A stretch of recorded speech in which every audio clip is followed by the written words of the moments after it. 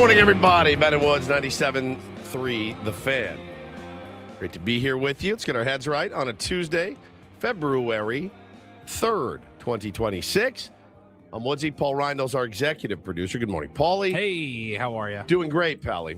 And we've got Ben Higgins, the chairman, friendly neighborhood sports anchor as well. Joins us. How are you? I'm good. Are you okay over there? I am very good, yes. Sure. Yeah. You're furiously texting. You okay? Everything I'm good? fine. Everything's fine. Good. Where did you want to start? Maybe with some self-congratulation. Some self-congratulation. Okay. Is that too early in the show? I to was go going in to that wait, but that's direction? fine. If you want to go ahead and suck ourselves off right now, that's fine. Well, I mean, you know how much I enjoy All right, a hang on. good. Let me take my pants off. You know how much I enjoy a good rankings that has nothing to do with us. Yeah, completely arbitrary college rankings. basketball Yes. rankings Yes. and who makes the top 25. So you have to understand that when there's rankings out and they do Can't believe we're starting. deal This with is us, I'm very embarrassing. excited It's about really it. bad. This is embarrassing. I'm embarrassed that we're starting with I this. was just excited by the news. Paulie texted it this morning that the top 20 morning sports radio shows in America released by Barrett Sports Media, and old pals Ben and Woods Literally checking in at nobody number listening 18 in the top 20. Nobody listening knows who Barrett is. Doesn't matter. They don't care. Nobody knows who the people who vote for the college basketball top 25 are either. Sure, And we still report on it every week. I still don't think Ken Palm is a real person. Exactly. So I know. I'm with you. Yeah, we were just Tommy fammed everybody out there. J.I. Gomez. Proud of myself. Proud of Yeah. myself. Congratulations, fellas. Well done. 18. There it is. Look at that. Top 20 major market sports radio morning shows, Ben and Woods. I like that very much. Makes me very happy. We don't get we don't get like a bonus or anything for it. It's just more of like like Ben said, it's like self-suckage is what it is. Pretty much. That's it. I think it creates some buzz and momentum for the show. I mean, A little sure. national attention. People are, scanning through and going, Hey, these look at guys these in guys." San Diego making some noise on the West Coast, not usually considered the hotbed of sports radio, especially in the morning. And, these lists are dominated by New York and It's true. Boston and Chicago. Who's number one? Boomer and Geo in New York. They seem to always get the number one slot. I can barely even Odyssey talk. colleagues. Yeah, I can barely talk though, and he gets. Don't overthink it. Just take it as a compliment and enjoy it. Guys from Boston at number 2. Okay. The Musers. Oh, my beloved Musers. Dallas, They're number Dallas. 3. Beastly. Philly.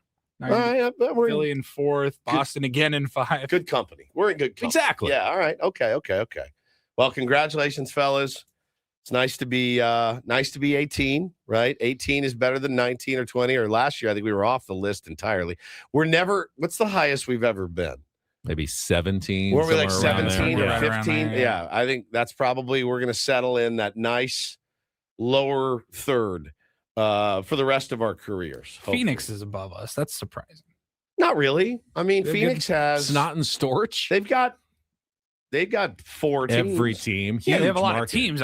I've never really heard anything about sports radio, the radio scene out there. I bet they have I bet there's decent radio out there. Decent. Talk a lot of Suns.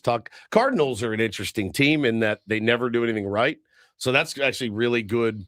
That'd be really fun. Like if we were out there, like, when is this team ever gonna we drafted a wide receiver who now forgets how to play wide receiver. Like he's supposed to be one of the best in the world. When we drive back to Phoenix, we were just there a couple of weeks ago. We'll be there a couple weeks. Just look at how unbelievably sprawling it is. Yeah. It's gigantic. It's massive. Oh, it's a huge city. Not only do they have, 3, they lost the hockey team. They but did lose the They hockey have 3 team, major yeah. sports, but they also have Arizona State, tons of U of A fans as Put it well. this So way, put it this way. essentially 2 major colleges at the same time. I've seen over the years, sports radio or sports journalist people from all different cities, they eventually pop up on your algorithm. I've never seen anybody that's like, I work for ESPN Radio Phoenix or whatever. There's guys if I know. There's guys that live in Phoenix that are, cover baseball or whatever. I think it'd be a good market to work in. And I the only really do. experience I have listening to him is that one clip we played years ago where they're like, Manny Machado was a turd. That guy, yeah. I'm like, that's what we're playing out there in Arizona? Okay. Yeah, I mean, listen, we do the same thing here about the Dodgers, and we do the same thing here about the Diamondbacks. And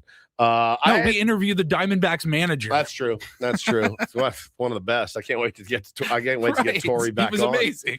Like I'd finish up at Padres camp this year and roll on out to the Diamondbacks camp and just to say hello to Torrey Lavulo. I enjoyed that conversation that much. Because we're reasonable people. Correct. We try to be. We can accurately identify who are the turds and who are not the turds, and we're fair about it. Yeah, that's fair. That's fair. Well, like we got friends that we've had on our show whenever there's a major sports story in their city, radio friends. We don't have anybody in Phoenix. We've never we don't know anyone out there. That's true. That's true. Well, we're 18, so that's where that's what matters today. Adam, I hope you're listening. You're welcome again for being top 20. He's probably more excited than anybody. It's a big accomplishment. It's really not. It's an arbitrary list, but I'm happy. I'd rather be on it than not. Now, we didn't have to buy a $500 a plate dinner to get on this list either. True. Which is what you have to do to get on certain other lists in town. And that's not bitter. That's not me being bitter. That's me telling you the God's honest truth. If you guys want to win awards, you need to buy this plate. I'll pass because I don't really like luncheons. I don't really like dinners. And I'm certainly not going to buy my way into some best of list. I'm just not going to do it. So if you guys, whoever voted at Barrett, thank you guys. We're very pleased and happy. I had to go to the dentist last night. Oh, you did? Last night? Forgot to tell you guys. What? Well, I blocked it out of my mind because I don't like going to the dentist. I don't know that anybody does. I do like my dentist. He's great, Dr. Skeens. Probably you've been to him. Total G. I love Paul Skeens. Dr. Skeens. His first name isn't Paul. His name is Greg. Greg. I love Doctor. Paul Skeens. I love Greg Skeens. You can say that. All right. When you say last night, is this an after-hours visit or 5 p.m. late appointment? And I think I've hacked. I think that is the new hack. Really? I've never been to the dentist later than Me 10 a.m. in my life. Me neither. Never once. But I called. I have not been. I say I neglected my dental care because I didn't go to the dentist's office for over a year, right? To get like a cleaning. Supposed to go at least twice a year. Yeah. And I've just neglected it. But I'm panicked.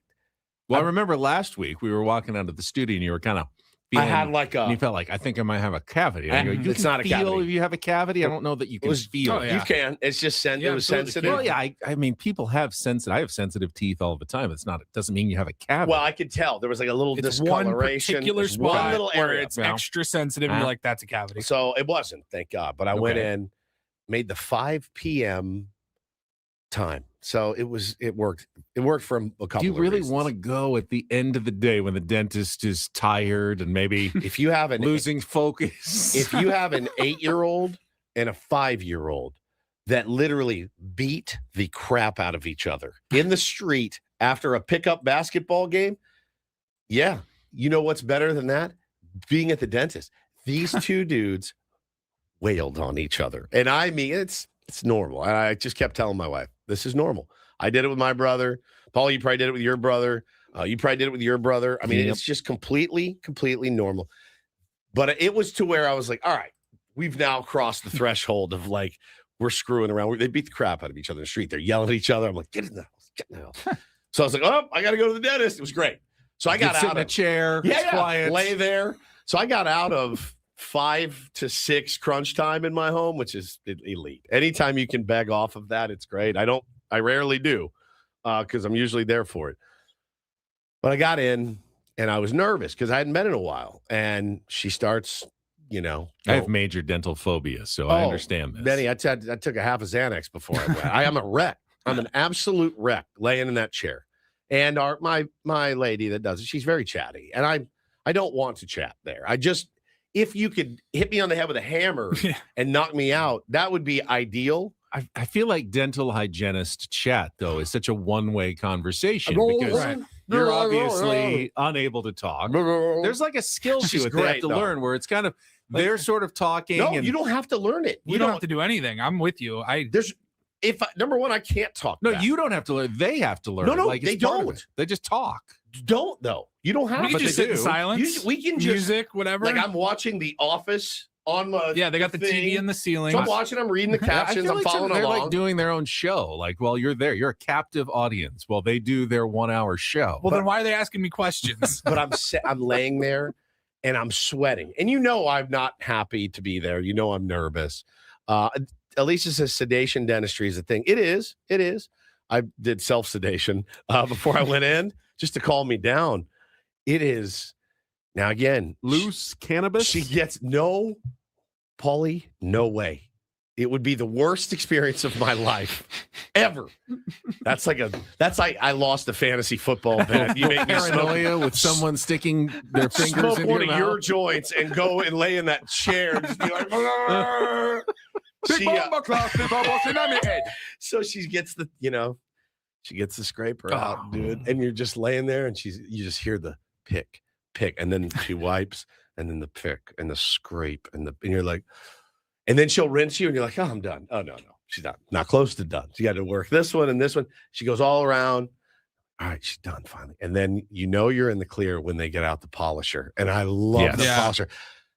Can I get a polisher for my home? Yeah, I want actually my toothbrush is an polisher. Oral-B. It's a I have that circular. It's not the I want the tight rubber polisher. You want the really tight one with the little thing, Yeah.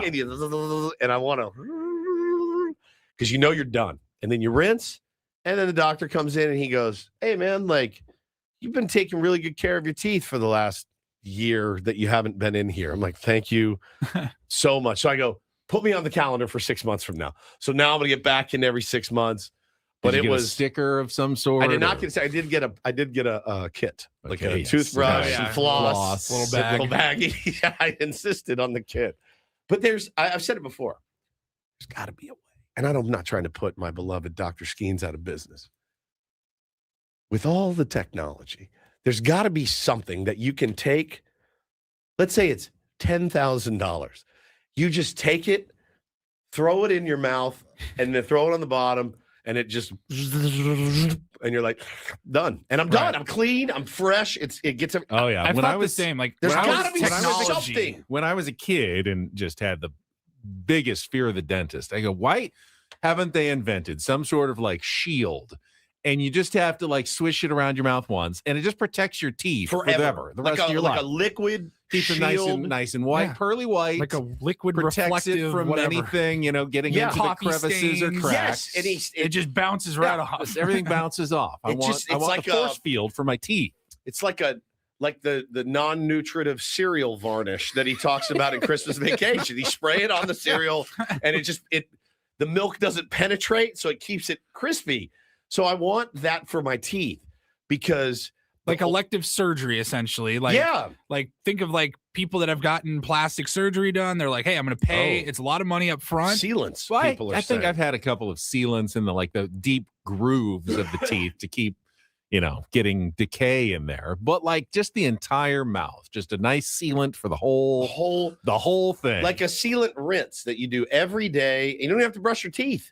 The rinse burns out all the I cavity. miss the brushing food. my teeth. I like brushing my teeth. I mean, I like it, but if I didn't have to do it, it would be great. It'd be like if I could get one haircut, I would pay $5,000 for. Ooh. Just give me this for the rest of my life. Permanent haircut. And Permanent it just- haircut. Permanent teeth. It just locks it in. locked in. All right, that's an interesting.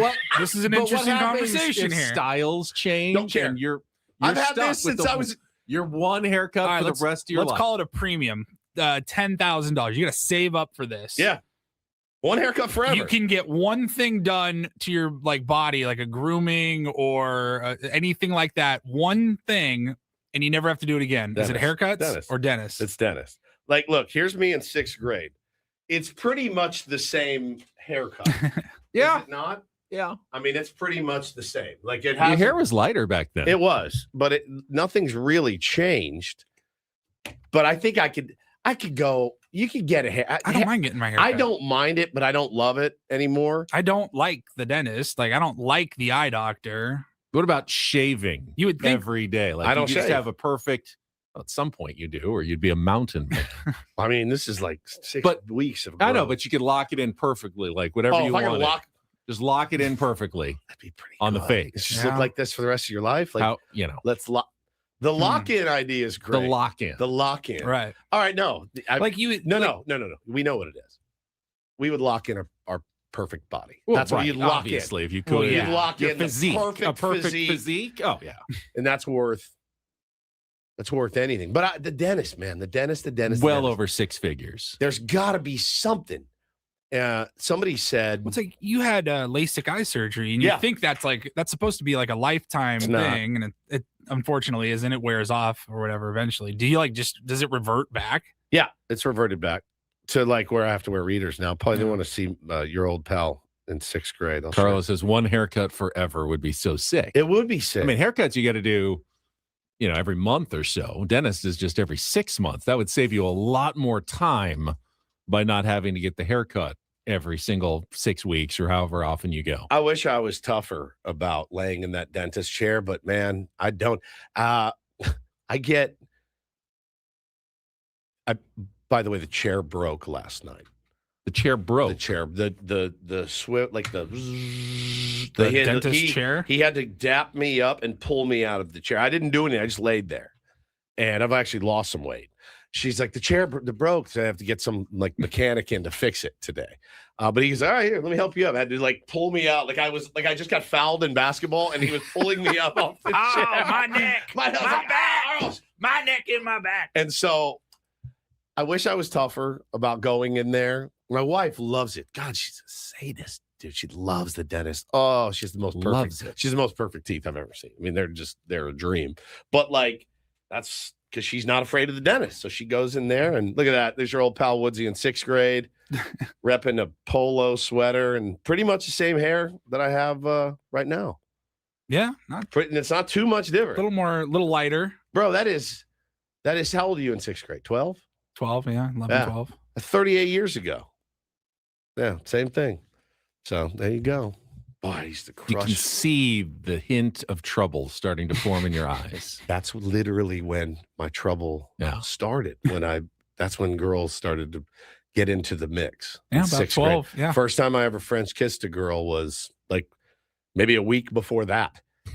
So you can see the confidence just I brimming. see the confidence. He's in just the like, eyes. and then Something has just Something changed has about just- Woods in that picture. Sixth grade, I remember something just flipped. The switch just flipped. after 6th grade ended. That's when you're like, okay, we've graduated or whatever from elementary school. Next stop is middle school. I remember we had a big pool party at the end of the Oh, school year, man. and like 12 years old, that was right about the time we were like, oh, that is a girl in a bathing suit. Yep. And you're like, oh, and there's the other guy that's like hit puberty 3 years ago, and he's already got a 6-pack. You're like, ah, damn it, Jesse. I had one friend named Gabe who literally had the physique of The Rock when we were in 7th grade, and he was born that way. He looked like The Rock. He had full pecs, like Yeah. big pecs, defined biceps, triceps, big old muscular calves, and I'm like, we do the same stuff every day. I am a whale. Right. I'm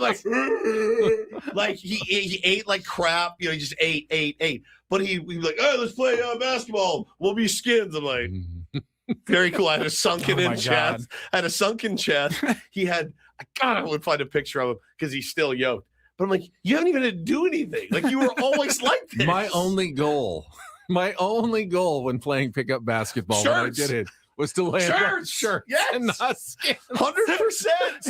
Just please draft me on the shirt. Please pick me on the shirts team. Out there, Oh, God. literally, I had a sunken chest. I was like, it was horrible. It was horrible. But yeah, so I wish I was tougher, but Dr. Skeens makes it great. He's great. I've been going to him forever. I sent you to Dr. Skeens. I've been there. Yeah, he's a great. G, dude. Total G. I need to go back. He's such a stud.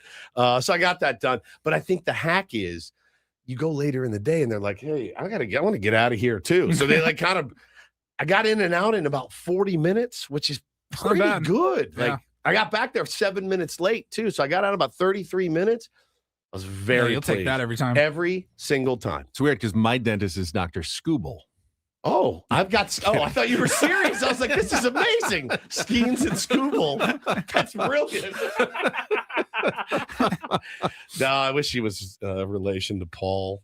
I don't think he is. I think He would have mentioned it at some there point. would have been a big There'd be signed picture on jersey in his office. But no, he's knowing he's, you, he would have definitely said something. Oh, guaranteed. But yeah, so I like the later in the day hack.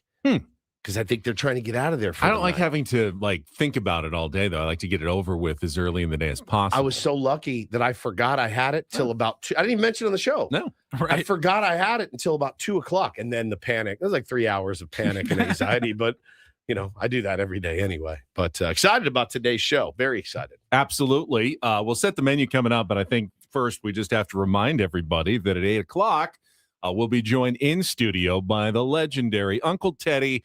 Ted Leitner is going to be with us just to, do what Teddy does. Tell stories, talk about the Padres, just spin yarns. Teddy is better at it than just about anybody I've ever met. He was fantastic at RJ's celebration of life last weekend when we went out to Petco Park, as he always is, in front of a crowd. No one can master the microphone in front of a crowd like Ted Leitner. Yeah. So looking forward to have Uncle Teddy. And I had him in when you were out one day, and Paulie and I enjoyed it so much, but you missed out. So we thought 2024. Yeah, we needed to do this, and we'd been planning it for a long time to make sure we could come in and have him with all of us together in studio. So that's the highlight of the program today, but we'll set the menu for the rest of the show. Did have some big breaking news in San Diego that I'll share with you when we come back as well. A big announcement that was scheduled for later today, but leaked out a little bit earlier. So we'll let you know about that. Coming up next, we'll get our first check of traffic with Kelly Danick live from the Bill Howe Studios. We know how. It's Ben and Woods on San Diego's #1 sports station, 97.3 The Fan. First, though, in sports, you never rely on one angle. You watch the replay. You get a second look. Your retirement plan deserves the same attention. That's why Trajan Wealth offers a second opinion approach. TRAJANwealth.com. Their fiduciary advisors review your current strategy and help identify risks, inefficiencies, or opportunities you may not even know are there. I had plenty of opportunities out there that I was missing out on. Sometimes it's not about starting over. It's about making smarter adjustments. Trajan Wealth has offices in Carlsbad and Del Mar, and they work with people who want clarity and confidence moving forward. If you've been meaning to double-check your plan, now's a good time. Call 619-367-0207. That's 619-367-0207, or learn more at TRAJANwealth.com. Again, TRAJANwealth.com. Trajan Wealth, plan smarter, dream bigger. Advisory services through Trajan Wealth LLC, SEC registered investment advisor. Client paid advertisement. Additional disclosures at TrajanWealth.com.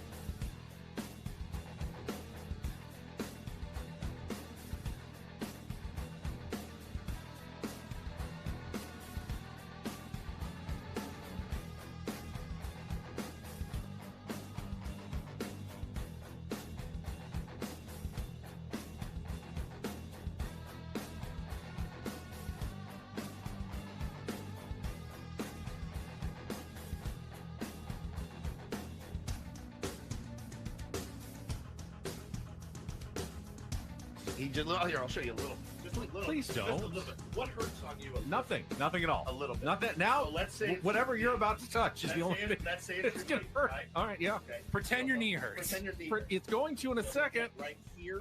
Oh, that is not pleasant. Hey, player, this is all yours. This room with this view. This speakeasy with this cocktail. Hey, could you make that too? The spa with this. Ah. And this pool on this roof. This is all for you. The all-new Hamul Casino Resort, now open.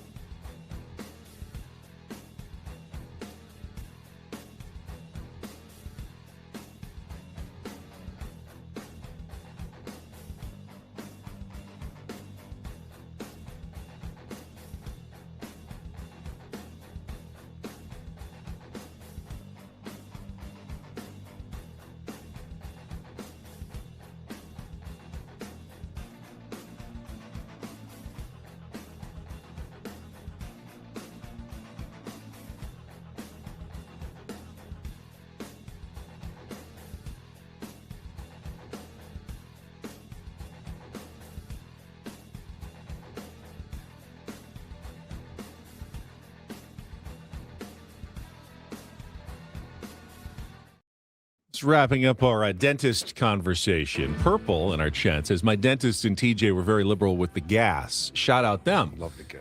And it reminded me that apparently it's very common for a lot of people to cross the border for their dentistry work. In fact, I don't know if you notice when we drive out to fantasy camp or spring training, when you get close to Yuma, you will find a string of about 20 billboards in a row that are all for dentistry in Los Algodones, Mexico, which apparently is like this little town that is just loaded with dental practices. Yeah, makes sense. And they appeal across the border to try to get apparently the costs are better. You can get cheaper, surgeries and coverage in Mexico than you can in the United States.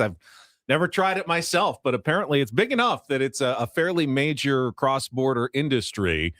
Mexican dentistry is like a huge thing, especially in that little town that's near Yuma on the other side of the border called Los Algodones, Mexico. I do think that they should, Dr. Skeens, if you're listening, you should offer me the gas every time I come in to get my teeth cleaned. Every time. Put that little thing on your nose and you just... I've never had the gas. Are you kidding me? No. It's unbelievable. Are you kidding? It's like Laughing gas. Yeah, have you had it? Not since I was a kid. Feel like it's a failure of moral turpitude if you can't get through a dental appointment without. Well, especially a cleaning. That being said, listen, Dr. Skeens, if you're listening, you give me the gas, I'll come see you more often. How about that? Does that make sense? Yeah, it's just nice. Yeah. I'll come in. I'll be in every 3 weeks to get my teeth cleaned. Paulie knows I don't need the gas. No, he's got it. Yeah.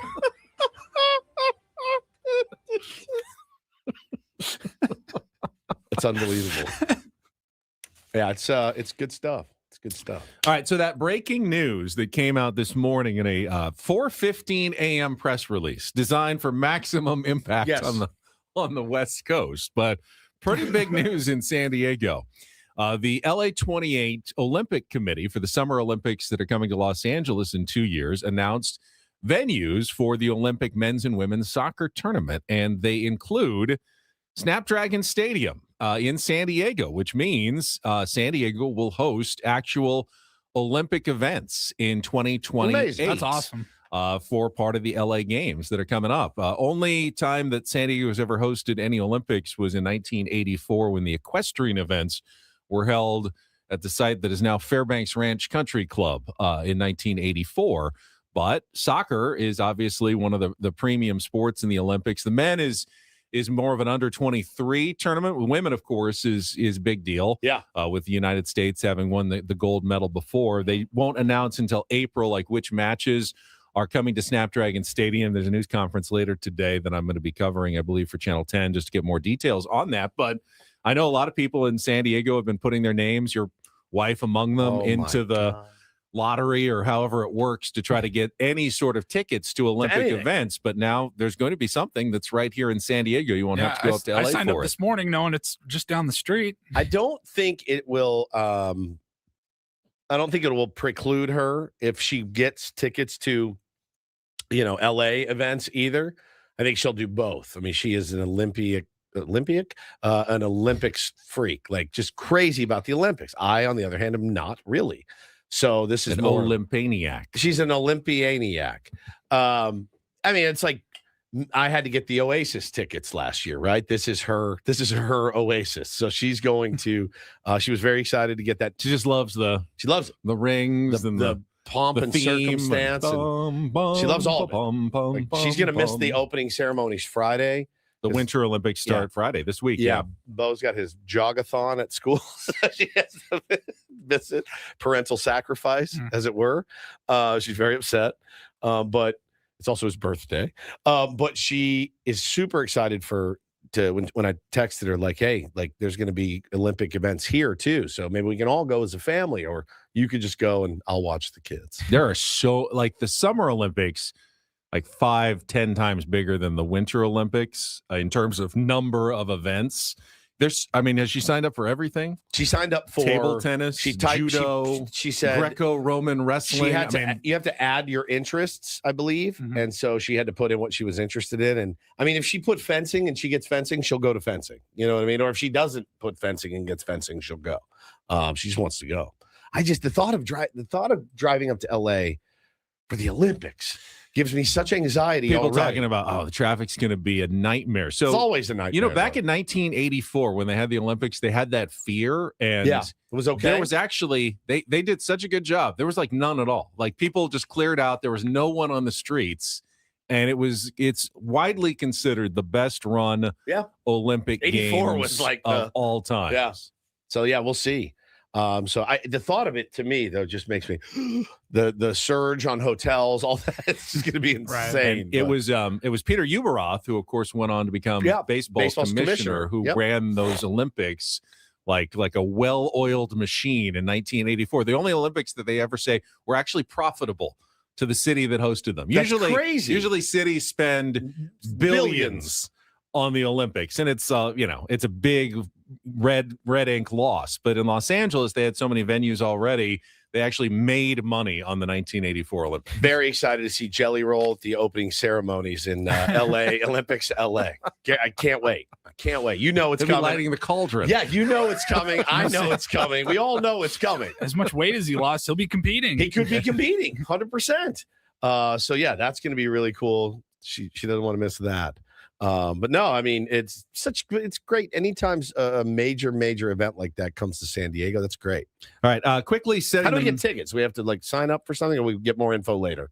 They will announce in April, I believe, what specific dates and events, like what round they're going to be playing in San Diego. So we don't know much. I think it's the same kind of lottery, still a few months out. Random draw system as to who's going to get the tickets. So we'll have more information later today. There's a pre-sale on their website for locals, and it says for LA, Southern California, and OKC, but San Diego is not included in that LA county. Perfect. It's Orange, Orange, Riverside, and Los Angeles. So I'm not sure, because now there is an event, but that hasn't been announced really until just this morning. Right. The San Diego event. So I would assume if they update their website with an event in San Diego, you should be included in the local. San Diego zip codes should get a chance to get to that local pre-sale, but that'll be, again, that's April 2nd through the 6th. Awesome. Quickly setting the menu for our show today. We'll have to make some changes with Teddy coming in studio. Uncle Teddy's going to be here. Start at 8 o'clock. Of course, all guests on Ben and Woods appear on the David P. Shapiro fan hotline. David P. Shapiro, criminal defense attorneys, helping good people regain control of their future when charged with a crime since 2010. Visit davidpshapirolaw.com. We will have Don't Do This. We'll have to take on Woods possibly to our 9 o'clock hour, maybe have a late Riddle report. And Teddy's here. We'll figure it all out, kind of in and around what we've got planned. But we will talk a little baseball. Had another three-way trade yesterday. Man, some more off-season news we can get to right after a check of traffic here. A threesome would be 97.3 The Fan. Yeah. From the 855 Get Ross Traffic Center. Injured? Demand justice. Demand Jurowitz. 855GetRoss.com. Here's Kelly Danick.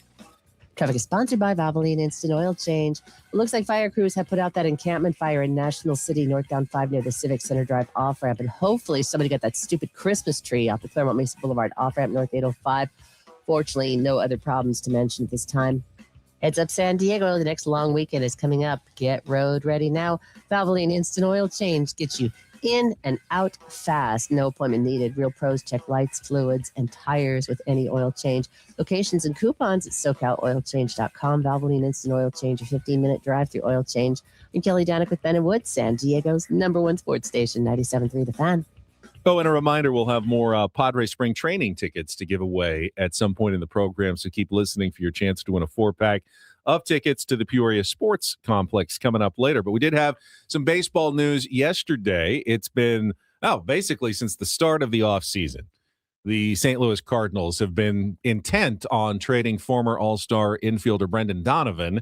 Finally happened. He's going to the Seattle Mariners as part of a three-way trade also involving the Tampa Bay Rays. The biggest name going back to St. Louis is top pitching prospect Jurangelo Saintcha, I believe is how it's pronounced. Nice. I had to look that one up. Wait for you to do it. His, of course, claim to fame is he is the switch pitcher. Yes. Go both right-handed and left-handed. Right. Whether Is he their top? he's a top pitching prospect. Yeah, he was in the Seattle system and now heads over to St. Louis. But Brendan Donovan's a guy who kind of flies under the radar. You don't think about that much. I think it was Jeff Passan who put up a comparison of stats like the last 3 years. Watch this. Between him and Bo Bichette, and the numbers are like identical. Bo Bichette, who just got massive contract in the offseason, and Brendan Donovan, who seemed almost untradeable for most of the offseason. They're like the same player. Bro, essentially. Player A, which is Brendan Donovan, 282, 351, 420 slash line, 117 WRC plus 7.5 F WAR. Bo Bichette, in 11 fewer games, 291, 333, 445, 116 WRC plus, and an 8 WAR. I mean, Very close. it's crazy. It's crazy. So I think I think that's a really good player for Seattle who fits in a lineup which is already pretty potent.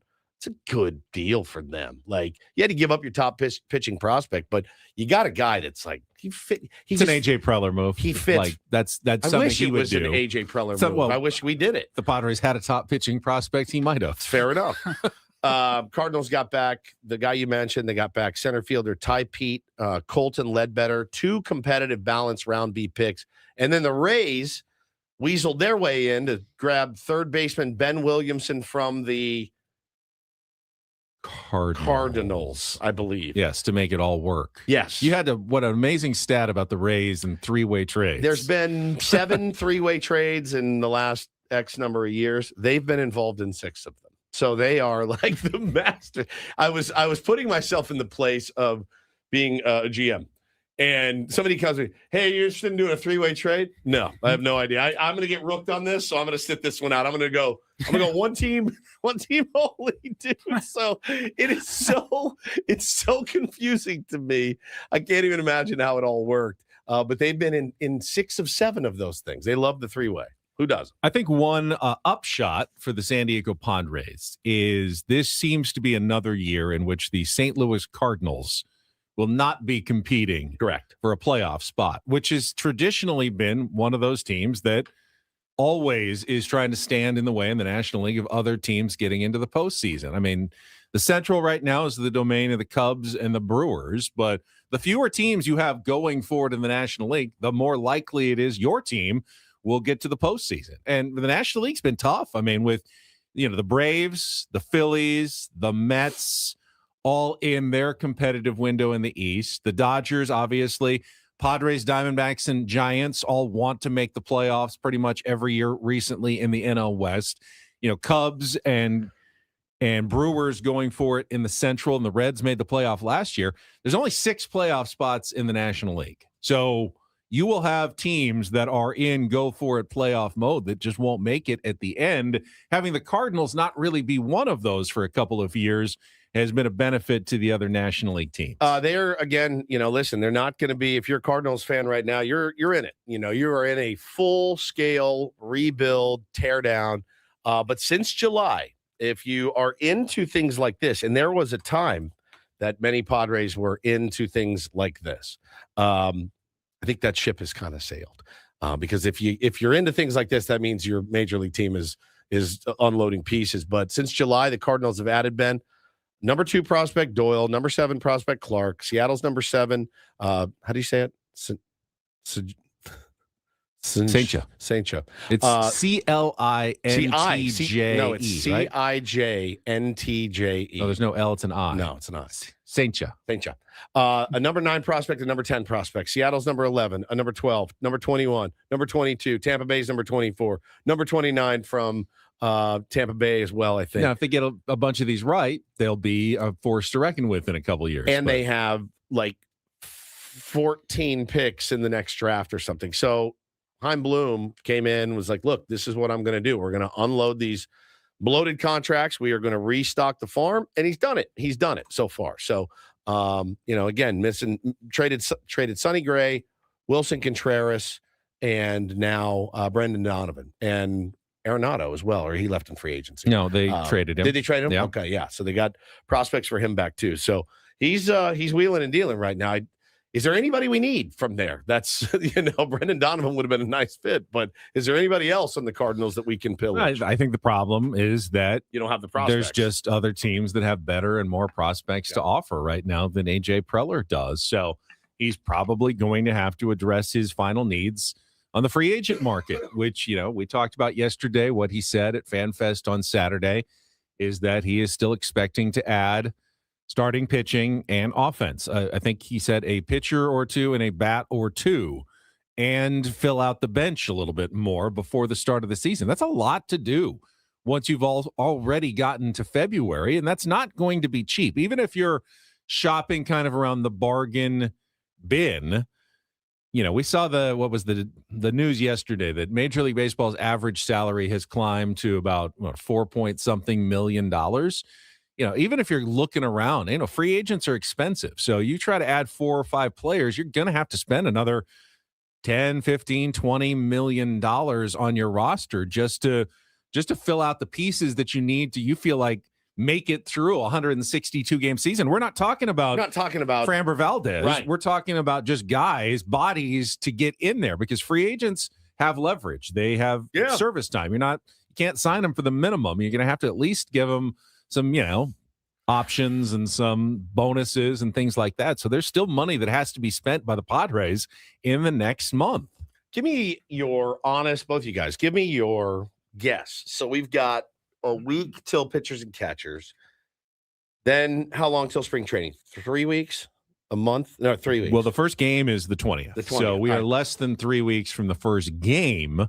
The first workout is just over a week. Pitchers and catchers next Wednesday, and then everybody else a few days later. Like 4 days later. Your best guess. How much payroll do the San Diego Padres add from today's date, the 2nd, until opening day against the Detroit Tigers? What's your guess? Your legitimate, $14 million. Okay. I was going to say 10 to 15. Okay. Well, give me a note. You said 14. 14. All right. Paulie.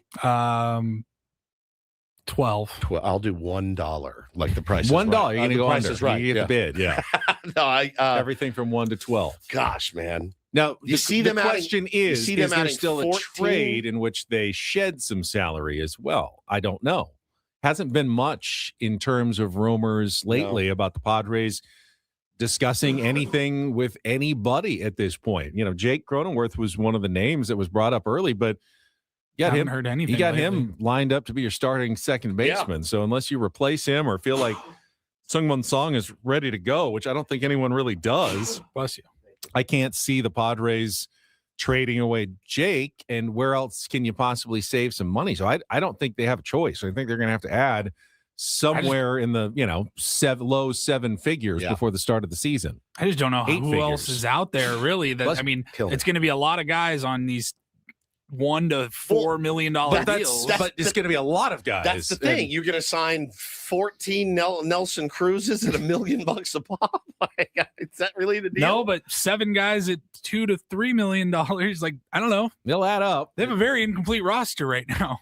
Yeah. They have no depth and question marks in the actual starting lineup. Question marks abound for the San Diego and rotation. Padres and rotation, which is true of most 28 other teams. There's one team that has no they're like this question marks, and they're whatsoever. Probably going to end up trading for Skubal by Friday, because Tarek Skubal has his big meeting tomorrow, the big arbitration hearing, in which again should walk in with his agent with a Cy Young award under each arm. What's up, fellas? How are you? I didn't want to leave these in the car. You mind if I just put these here? Yeah, can I just put these here? They were already 16 they apart? were already the best team with 2 straight World Series titles that had the best and deepest starting rotation maybe we've ever seen in baseball history. And they added the best player in free agency and the best relief pitcher in free agency. The Dodgers have 0 worries going into this year. 0. Literally 0. I saw Fangraphs has them at 99% to make the playoffs before a single game is they even drive out there. We would have all said that's 100% they're making the playoffs. The number that was staggering was that they have a 28.1% chance to win the World Series, not to get it, to win it. I think typically the favorite every year is closer to like 14% this time of year before the season starts. They're twice as likely to win than the normal favorite is going into a regular baseball season. That is, number one, it's crazy pressure. But it also means that there's a 7 in 10 chance that they shouldn't win the World Series. Right. That is nuts, man. That is nuts. So David says it's not possible to shed payroll and upgrade the team. If we're shedding, we're also downgrading. Let me think about that for a minute. You may be right, David. I think he's right. That's generally true. Now, from 2023 to 2024, the Padres shed a ton of payroll. Yeah. And got quite a bit better from one season to the next. Yeah. How? Still don't know exactly, how that worked out, but it is true. There are teams that go down in payroll and win more games the next year. That's true. It requires generally your own players playing a lot better than they did. Yeah, it also requires having a Juan Soto chip to be able to exchange for some really good quality players. Juan Soto. Soto. Fantastic. when we want to disparage him, we'll call him Juan Chodo. we don't have that Chodo chip No, this we do year. not have a Chodo where, chip. like, yeah, you can move a Jake Cronenworth or whatever, and then get you the return that Juan Soto did. Sure, we did shed payroll with Hosmer off the books and got better, but he was not. We were not counting on his production because he was booted. Yeah, I'm interested to see. You guys have that at 14, said Ben. 12, said Paulie. I'll go a little higher. I'll say he adds $18 million before opening day. Don't know who, don't know where, but I'm gonna go pie in the sky. So you're not going with the $1 I'm not going bid. with the $1 bid. You should go 14 million and one then. and Yeah, lock 14 me out million and one. completely. You're done. Like, You have to hit it on the nose. I have to hit on the nose. Then There's a I'll- $500 bonus if I get it right on the nose, but Someday I'll have you explain the $1 bid to me because it didn't happen every time.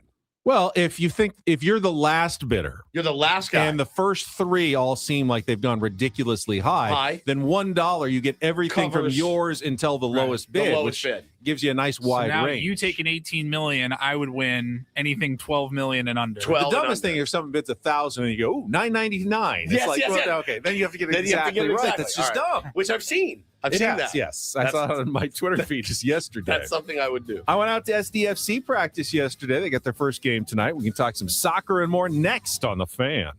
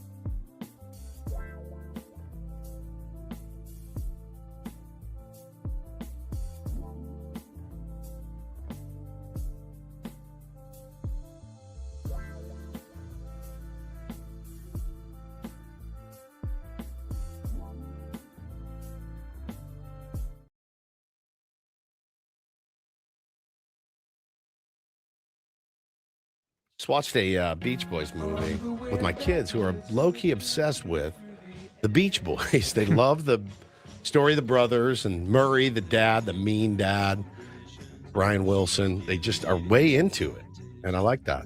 It's really Todd good. Marinovich of music. Did Maybe he make them like he was off. Like Was he he? was an Yeah. awful dude. and the sound is just so compelling. And you just watch them and how Brian all right, you do this, and they all just came together. It was just perfect. Just a perfect sound in my ears, man. Love it. Right, I had to grow into the Beach Boys. Yeah. Obviously, they were before Oh. I was born. Paulie, I But, hated them when I was a little kid. What? My dad played it all the time in the car. I thought it was. They weren't. I listened to Poison. I was like, this is lame. Oh, They who's weren't the a big lame one? player in my house, but the only exposure I would have to them it was Kokomo and Surfing USA. Garbage. Two of the Just worst garbage. songs of all time. Surfing USA is pretty good, but Yeah, Kokomo's fair enough. Trash. But that was the only exposure I had. I'm like, they're okay. I mean, whatever. I'm not into it. You love Kokomo. Look at him. Bermuda, Bahama. I mean, I You love, love I it. love You songs love it. that list geography, which is both of 100%. Surfing USA and Kokomo. Santa over the answer. Okay, so and Kid Ben loved that he knew all those places that they were Yes. listing in a song that everybody knew. Like you're listening to this song wherever in the world, Redondo and they're Beach, I talking know about that is. catch him surfing at Del Mar. It's Yeah. like I know all these places. Yeah. This is so cool. See, when I was a kid, it was like I live in Texas. I want to be there where they're talking about the girls and the waves and all these Yeah. cool beaches, and I right. love it. Now, I Ray love in the it. chat says, "Hot take: Beach Boys greater than the Beatles," Man, I loved their and people are agreeing. dynamic. Those two groups, Brian always wanting to up the Beatles, and the Beatles going, we have to beat the Beach Boys, and trying to raise their game. It just made music Healthy so much. competition. Oh, it made music so much better back in the day. Now Jelly Roll trying to outdo Teddy Swims, who's trying to outdo Post Malone. This is the legacy we're leaving for our children. So keep up the great work, guys. Keep it up. It's fantastic. Fantastic. So good. Yeah, Brian Wilson duking it out with Paul McCartney and John Lennon. And they're trying to raise the game. And now we have Jelly Roll and Post Malone and Teddy Swims. Just like, hey, who can sound like the bigger putts? It's not fair. It's not fair. It's not fair. Sorry for my rant. That's okay. Broadcasting live from the Bill House Studios. We know how. It's Ben and Woods, hour number 2. Uncle Teddy going to join us an hour from now in studio. Looking forward to that. 2 things on tap tonight, though, in San Diego. I mean, we could always use more sports, but somehow when we do have them, they like to do them all at the same They time. really do. And it's like, Can we not? they do this to us all the time. You're like, man, it's like this desolate desert of nothing. And then they're like, here's 4 events that you're going to want to watch. So we've got San Diego State basketball against Wyoming tonight at 7:30 as they try to bounce back from Saturday's loss at Utah State. Must win, must route game kind of against the Cowboys. Yeah. Just keep your form going and hopefully get closer to getting 100% healthy as you get later in the season. But that's 7:30 tip, and then late start tonight, 8:00 at Snapdragon Stadium for SDFC's. Yeah, I would call this the season opener, even though the MLS schedule doesn't begin for 3 more weeks. This is their first game that means something. It's the opening game of the CONCACAF Champions Cup, which is an international tournament that is pretty exclusive. You have to win your way into the tournament. SDFC got there by virtue of their first place finish in the Western Conference in MLS last year. So only, a handful of the top MLS teams plus some of the top teams from Liga MX, which is the Mexican top league, and then some Central American teams are in this tournament, which is 2 games. You get a home game against Pumas tonight, and then a road game in Mexico City next Tuesday. And then whoever advances, either winning them both or if they split them, that'll go to aggregate goal total of the 2. It moves on to the second round and another tough matchup against another Mexican League team. So we talked to Craig yesterday, and he said that some places say SDFC is a slight favorite. Yeah. Mike Ivarez yesterday went to practice. He and goalkeeper Pablo Cisniega spoke to the media about the game, and one of the questions was, is this a tough spot for you? Because, and Craig mentioned this as well, Pumas, the team they're playing, has already started their season. They're 2-0-2, 2 wins, 2 ties. So they're off to a hot start in their Mexican League season, whereas this is essentially the first game at all. They've played a couple of closed-door scrimmages for SDFC, but this is their first real game. So, yes, they have a lot of same players back, but they haven't been playing. It's almost like a spring training game, but it means something now for SDFC. And he said, we're not in rhythm like they are, which is going to be tough. But it wasn't that long ago that we were all together, and we've been training really well for the last 3 weeks. And he, as Mikey is, he says, we're going to go and try to win this game. We know that we're also preparing for a longer haul and a season that's coming up, but we take the pitch, we try to win. And that's always been Mikey Varis's strategy. And he was very clear that, it just because it's not an MLS game, we're not taking this lightly. We're not doing this as let's give some of our younger players a chance to work their way in. This is not an exhibition game. It is a very real game for SDFC tonight. Cool. Yeah, excited to check it out. I'd like to be able to stay up a little later to watch it, at least put it on and see what it looks like, because it's wild, man. It did grab me last year a lot, and found myself like tuning into games, and it's just not a sport that I was ever really watch on television before. And something about that team captivated me. And obviously I think Mikey Varis is a big part of it. So I feel like he'll have these guys ready to go. But like you said, man, they're kind of getting their feet wet tonight. But they were getting their feet wet all the last season, and they went out and won a bunch of games early. So I made a slight error, and I was pointed out in the chat, and I checked. It is true. The SDSU game is also at 8:00 tonight, not 7:30. So I thought they were both the same both time. of them at the same time. Yeah. That is correct. They are both at 8:00 tonight. So okay, one on the stay up TV, one late. on the phone. Yeah, well, you'll be asleep. I'll be asleep. Yeah. Who am I kidding? Maybe you'll get the first half of the first half. I've got my men's league game at those games. 7:05 or 7:10, so that'll go right up until 8:00. You can listen. I'll listen on the drive home and catch it whenever I get out of the shower and get in bed. Obviously, it'll be Pablo Cisniega in net for SDFC tonight. CJ Dos Santos is still recovering from the broken face that he suffered. And is he out there? He's there. Okay. Mikey said you got to ease him back in. That's one of those where you've got to be really careful and make sure he's comfortable and confident. You getting shots drilled at you at high speed.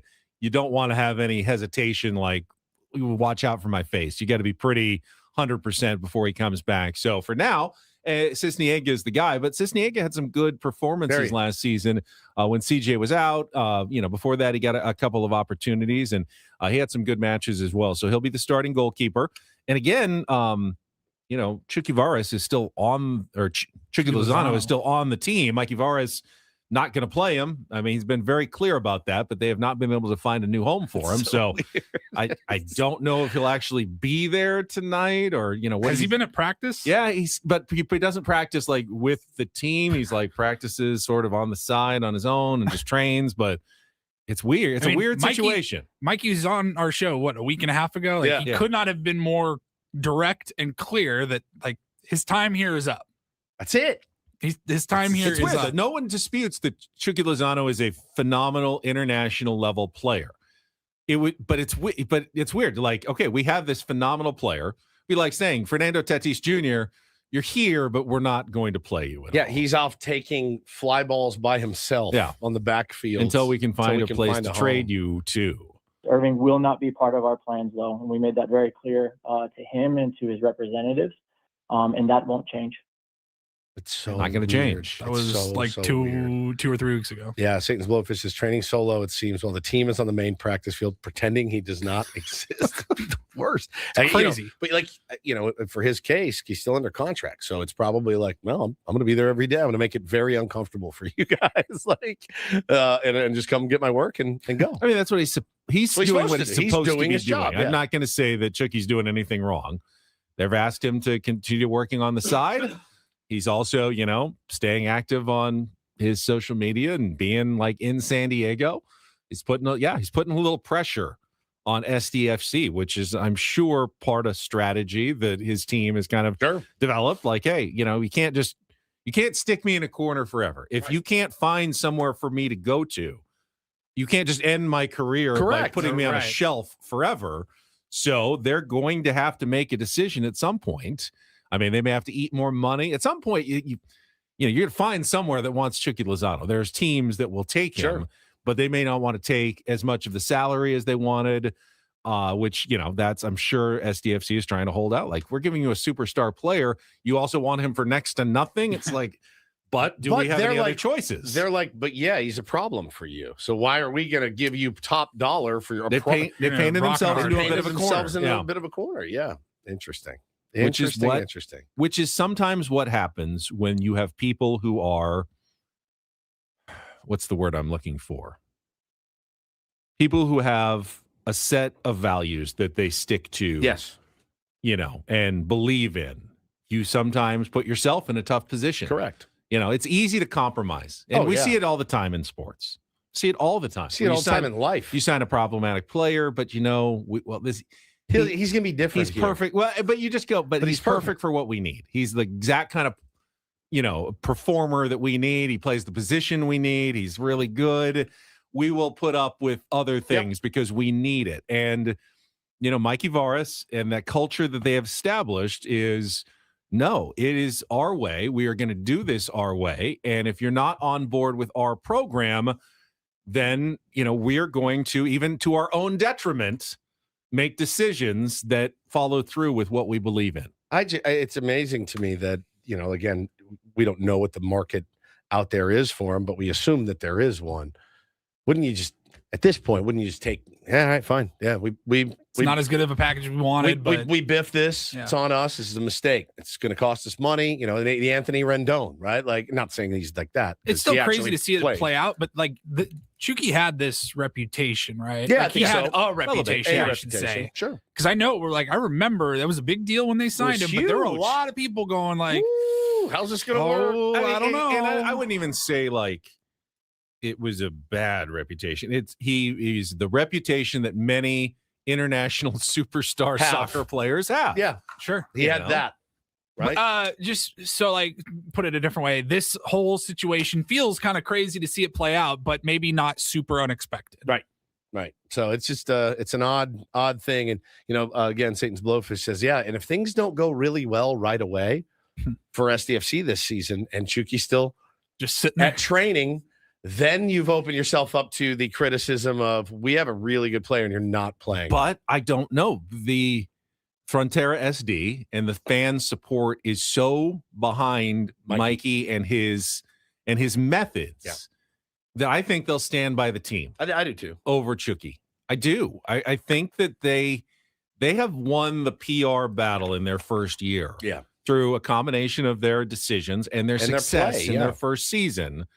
That at least at this point in the honeymoon phase, I'm not sure that Tyler Heaps and Mikey Varas can do anything wrong in the eyes of their dedicated fans right now. Right. You can always question a strategic decision or two, but ultimately this fan base believes in those guys so much. We're rocking with those guys, that they're going to just roll with it. And I don't, in that case, I don't think that Chucky Lozano is going to have any like community, like, oh, they're dying to have me back. No, they believe in the Mikey Varas method. Yeah. I don't disagree with you at all, but I will say I have seen people in our chat, even like over the last few weeks, there are more than a few people going like, man, you guys are giving Varas way too much credit. Yeah, I think they screwed this whole situation up. And that's their opinion. I don't, I'm kind of just watching from afar, but there are more than a few people. I don't think you could just like say, oh, they're just trolling or something. And there's a legitimately a portion of the fan base that does feel that way. Yeah, it's a minority, but they are there. I mean, every sports team is going to have their critics, and even Mikey Varas is going to have his haters. 100%. We've drank the Kool-Aid from Mikey. We don't know soccer that well, but he has won us over with his directness, his honesty. I feel like there's nothing he couldn't coach. I know you feel that way, and I'm kind of drinking from the same trough. Yeah. Of the Kool-Aid trough. The Kool-Aid trough of Mikey Varas. Yeah.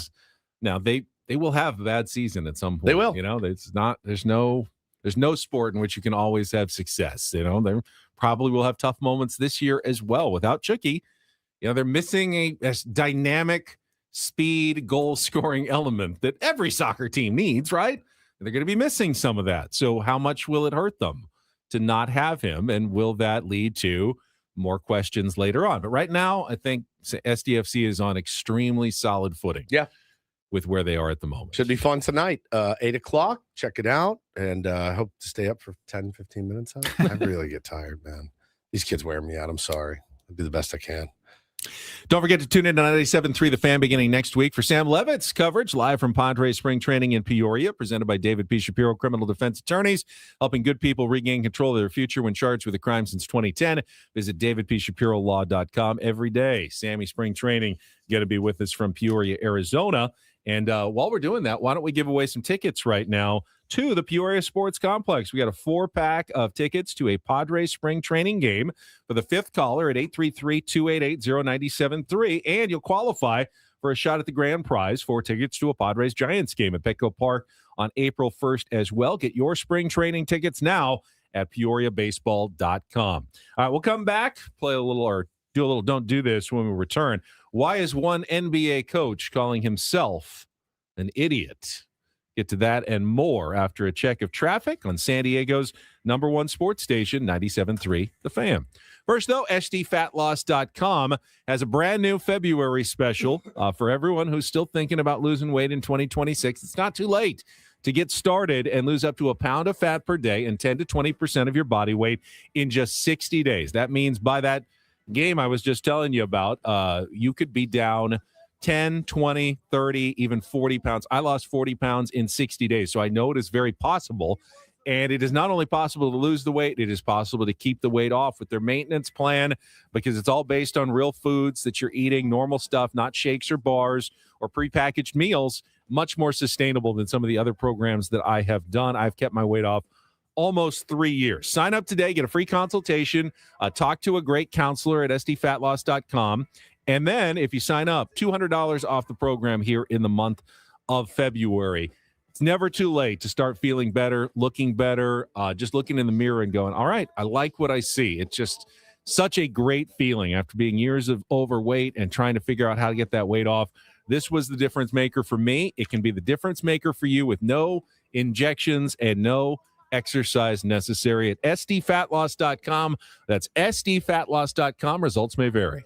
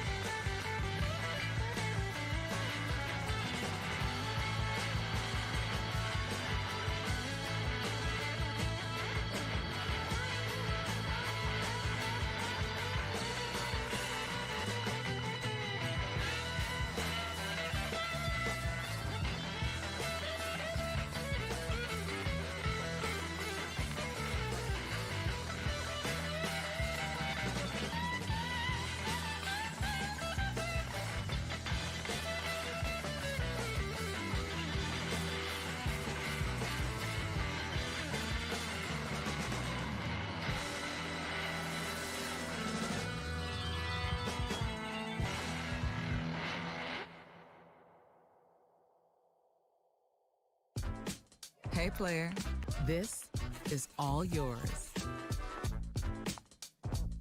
This room with this view. This speakeasy with this cocktail. Hey, could you make that too? The spa with this.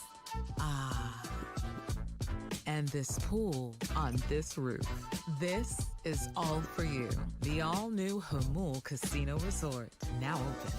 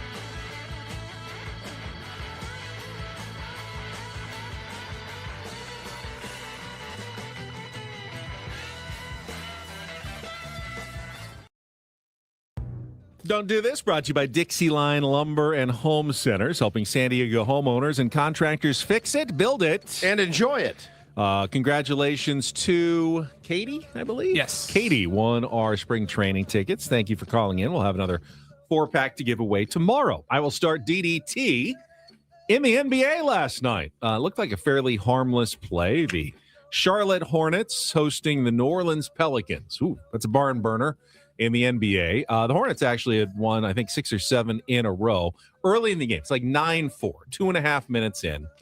Charlotte's bringing the ball up the court. And a little miscommunication as a bounce pass is going to no one. It's going to go straight out of bounds to the Charlotte Hornets bench. Guy cut the wrong way. Sure. It happens in basketball. Coach Charles Lee of the Charlotte Hornets is standing in front of his bench like he normally does. He sees it going about 3 feet to his right, and he thinks, I'll just grab it before it bounces way out of bounds, where it's going to be a turnover anyway. Yeah. What he did not see, though, was his own player, LaMelo Ball, coming from the other direction, trying to save the ball. And as they both lean their heads down at the same time and just go smack right head to head. Oh. Did LaMelo leave his feet? They're both, LaMelo was diving, and the coach was just going down to pick it up, grab it, and they just both speared him in the head. They just both speared each other in the head. I'm gonna put it up on the. Fortunately, LaMelo would be okay and return to the game, and they did win. Charles Lee was very apologetic after calling himself very foolish move by me. He said took a play off, can't do that. That's just dumb. Oh, God.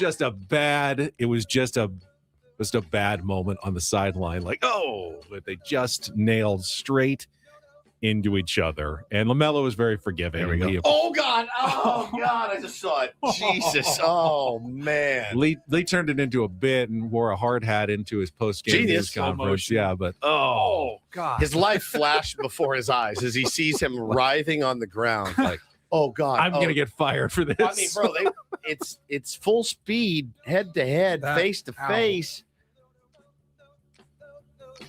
Oh, and you just, if you're a coach, you just move out of the way. Just stay out of the way.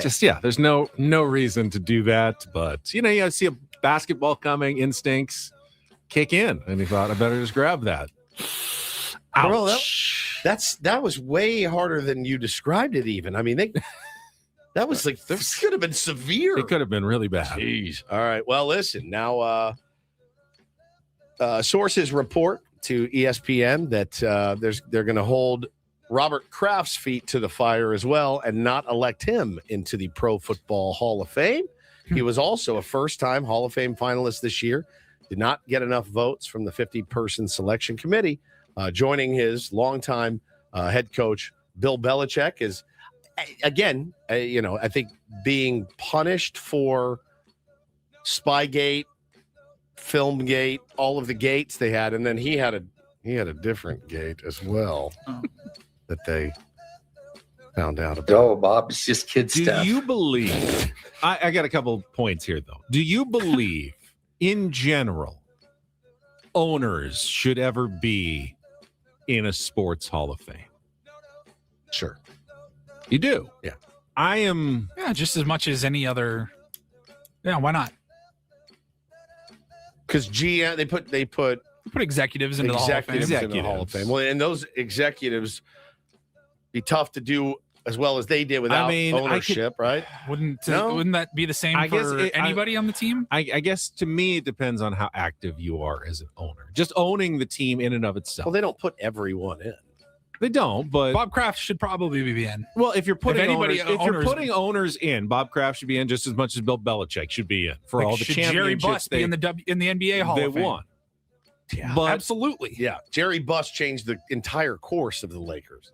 But honestly, I mean, as an owner, your job is just to provide money to the people who are running your team usually. Now, there are some like Jerry Jones, very, very active owner. He's also his own general manager. But most owners take more of a backseat role, just managing, just owning the team. They're not athletes. They don't make day-to-day decisions about their team. Sure they do. Some do, but most don't, I don't think.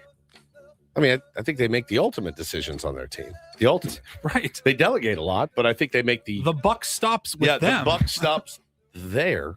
I don't know. I'm not openly shilling for owners here. Peter Seidler. Peter Seidler stays around, and he's alive, and he continues to own the San Diego Padres. Is he a Hall of Famer? I think it's also, if the Padres had three World Series titles in the Peter Seidler era, like he would be in that discussion for a Hall of Fame spot. Satan's Blowfish might have changed my mind. Dodgers ownership board should be first ballot by this logic. We're going to put in investment groups, LMAO. Exactly. All right, fine. Keep them out. Keep them all out. I mean, the best thing you can do as an owner is be really, really, really rich. Yeah, be like really the rich. Richest owners tend to be the most successful ones. Yeah, stay out of the way. And they didn't make their money in sports. They made their money somewhere else and then put that money into their teams, and we can praise them for that, but actually put them into a sports Hall of Fame for that. All right, fine. I may be swayed. I'm just asking the question. I understand that they're going to be honored. I mean, they're the ones making the decisions. The people going into the Hall of Fame all got paid by these people, so they know where their backs are scratched. Well, then why are we putting any executives in? Because they didn't play. No, I mean, I could live with an argument that Hall of Fames are for players only. You have separate. I could live with that. I guess separate coaches Hall of Fame. Maybe what about coaches? Coaches, yeah. Coaches, yes. Well, yeah. Once you go to coaches, then you go, well, then general managers, obviously, because they're the ones, who hired the coach. Never ends. Then the owner, because he hired the general manager, at some point. Does it end? You think they're punishing him for the well, I think parlor? I think you can, if you know you're not letting Bill Belichick in, then you can't let Robert Kraft in at the same time. That would make no sense whatsoever. So in a sense, even though Kraft and Belichick, they hate each other, right? I mean, they kind of try to hide it sometimes, Yeah, I think but so. I think I don't think it ended deep down they kind of ceremoniously. hate each other. And I don't know if Kraft was kind of happy that Bill Belichick didn't get in, but it may have also cost him a chance at getting in at the same time, because if one doesn't go in, I don't think the other one can go in either. That's fair. So they just both stay out for this year. Okay. And eventually probably both get in. Certainly with Belichick. Kraft, though, is a little more urgent in terms of Age. Yes. Well, Don't know what's going to happen you know what? another year. Nothing's promised to anyone. So there you go. Yeah. All right. Finally, a little do this. DD mega do. Already passed along the story earlier, but thought we'd revisit it if you missed our first hour. The Olympic Games coming to San Diego. Look at us, the big 2028 Summer Olympics. One event only, but the soccer competition, it was announced this morning in a release from the LA 28 Olympic Committee that Snapdragon Stadium will host at least some soccer games. They have not specified like which games, men's, women's, is it the quarterfinals, semifinals, whatever, but apparently in the summer of 2028, the games will migrate down a little bit from Los Angeles. Games will be played in San Diego. They also spreading it around a little bit to soccer stadiums around the country in New York, Columbus, Nashville, St. Louis, and San Jose as well. So you got multiple teams, can't play them all at the same time in the same stadiums in Los Angeles. So San Diego will be one of the alternate sites for Olympic action Look in at us. 2028. Look Olympic at us. City. Yes. Who said we were just a sleepy little beach Sleepy town? little beach town. Not The anymore. Olympics here. How about that? Love it. That's don't and do this for a Tuesday.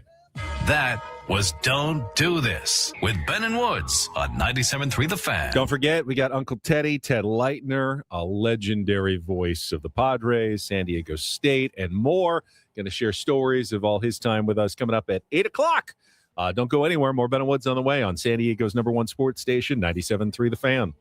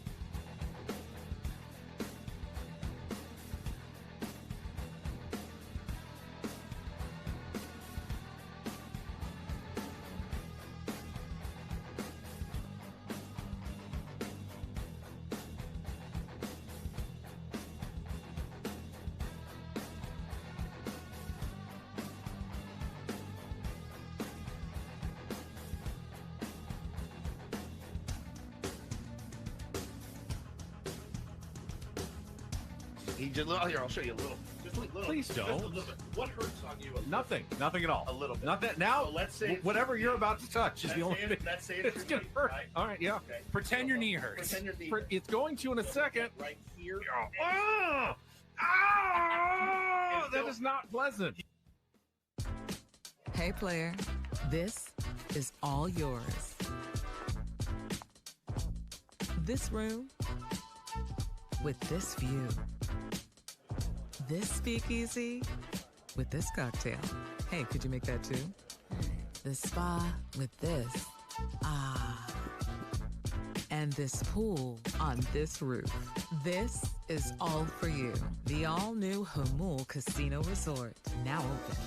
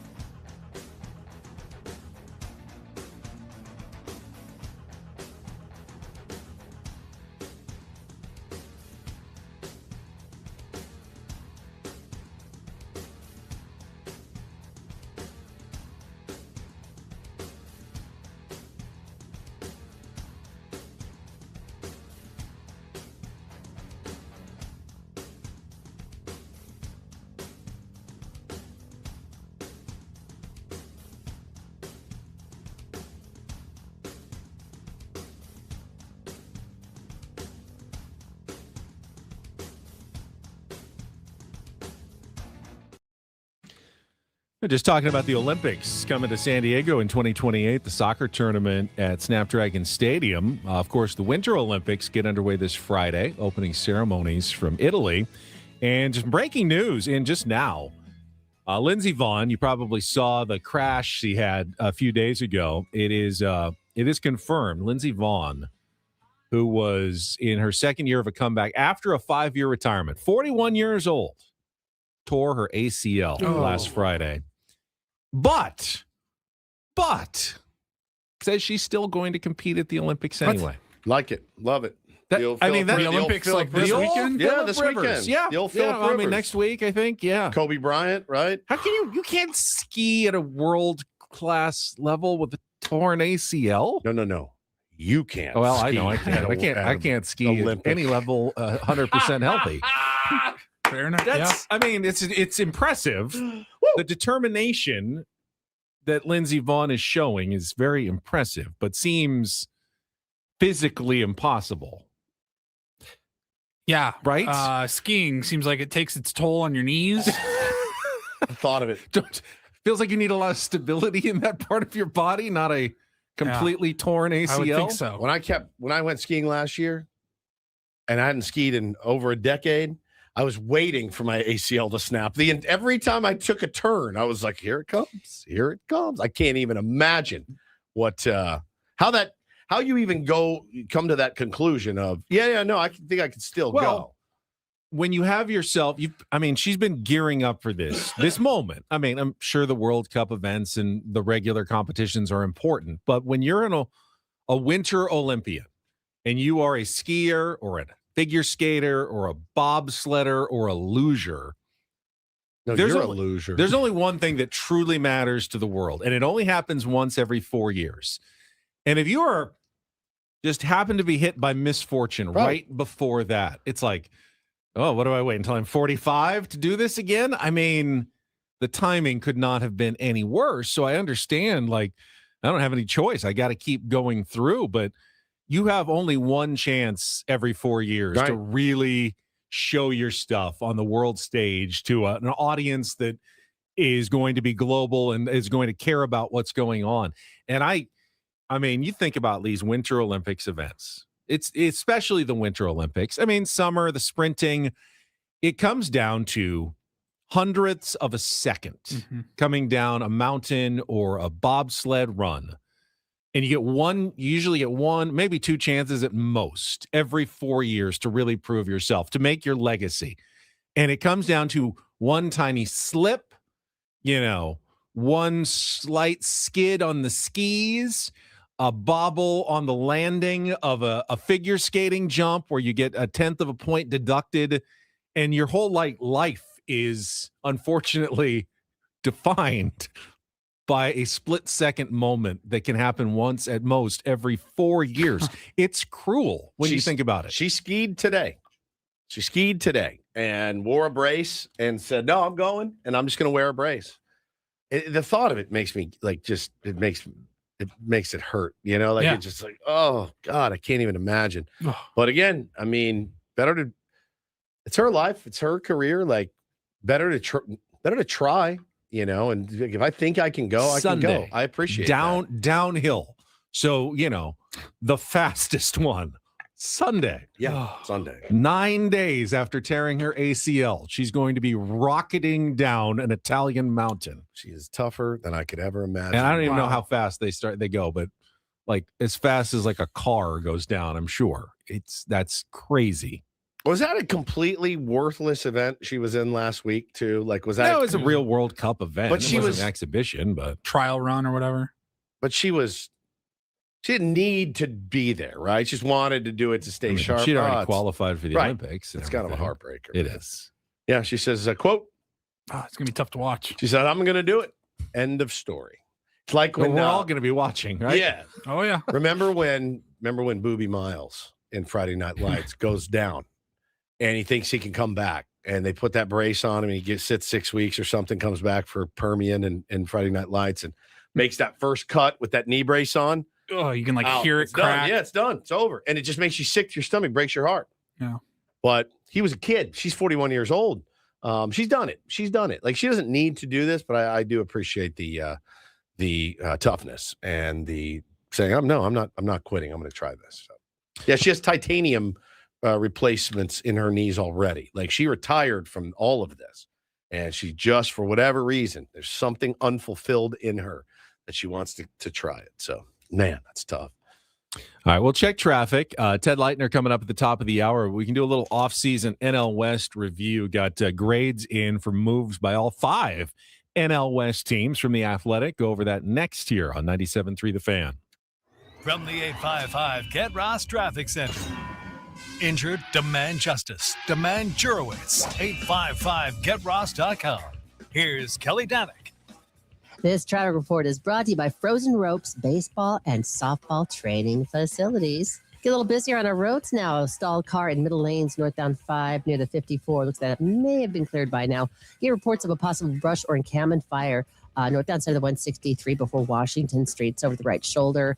Collision involving a motorcycle, South 805 Balboa Avenue off-ramp, and 2-vehicle accident on the Black Mountain Road on-ramp to West 56 there over to the right shoulder. Register for Frozen Ropes Baseball Summer League with 8 games and 8 practices for ages 6 through 12 and receive $100 off your registration fee at SanDiegoFrozenRopes.com. That's SanDiegoFrozenRopes.com. I'm Kelly Danick with Ben and Wood, San Diego's #1 sports station, 97.3 The Fan.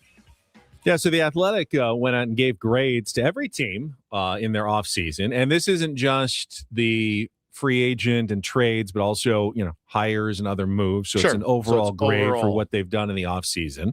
Tim says, wonder how the Rockies did. Well, let's start with the Rockies. They got a C+ Okay. for their moves.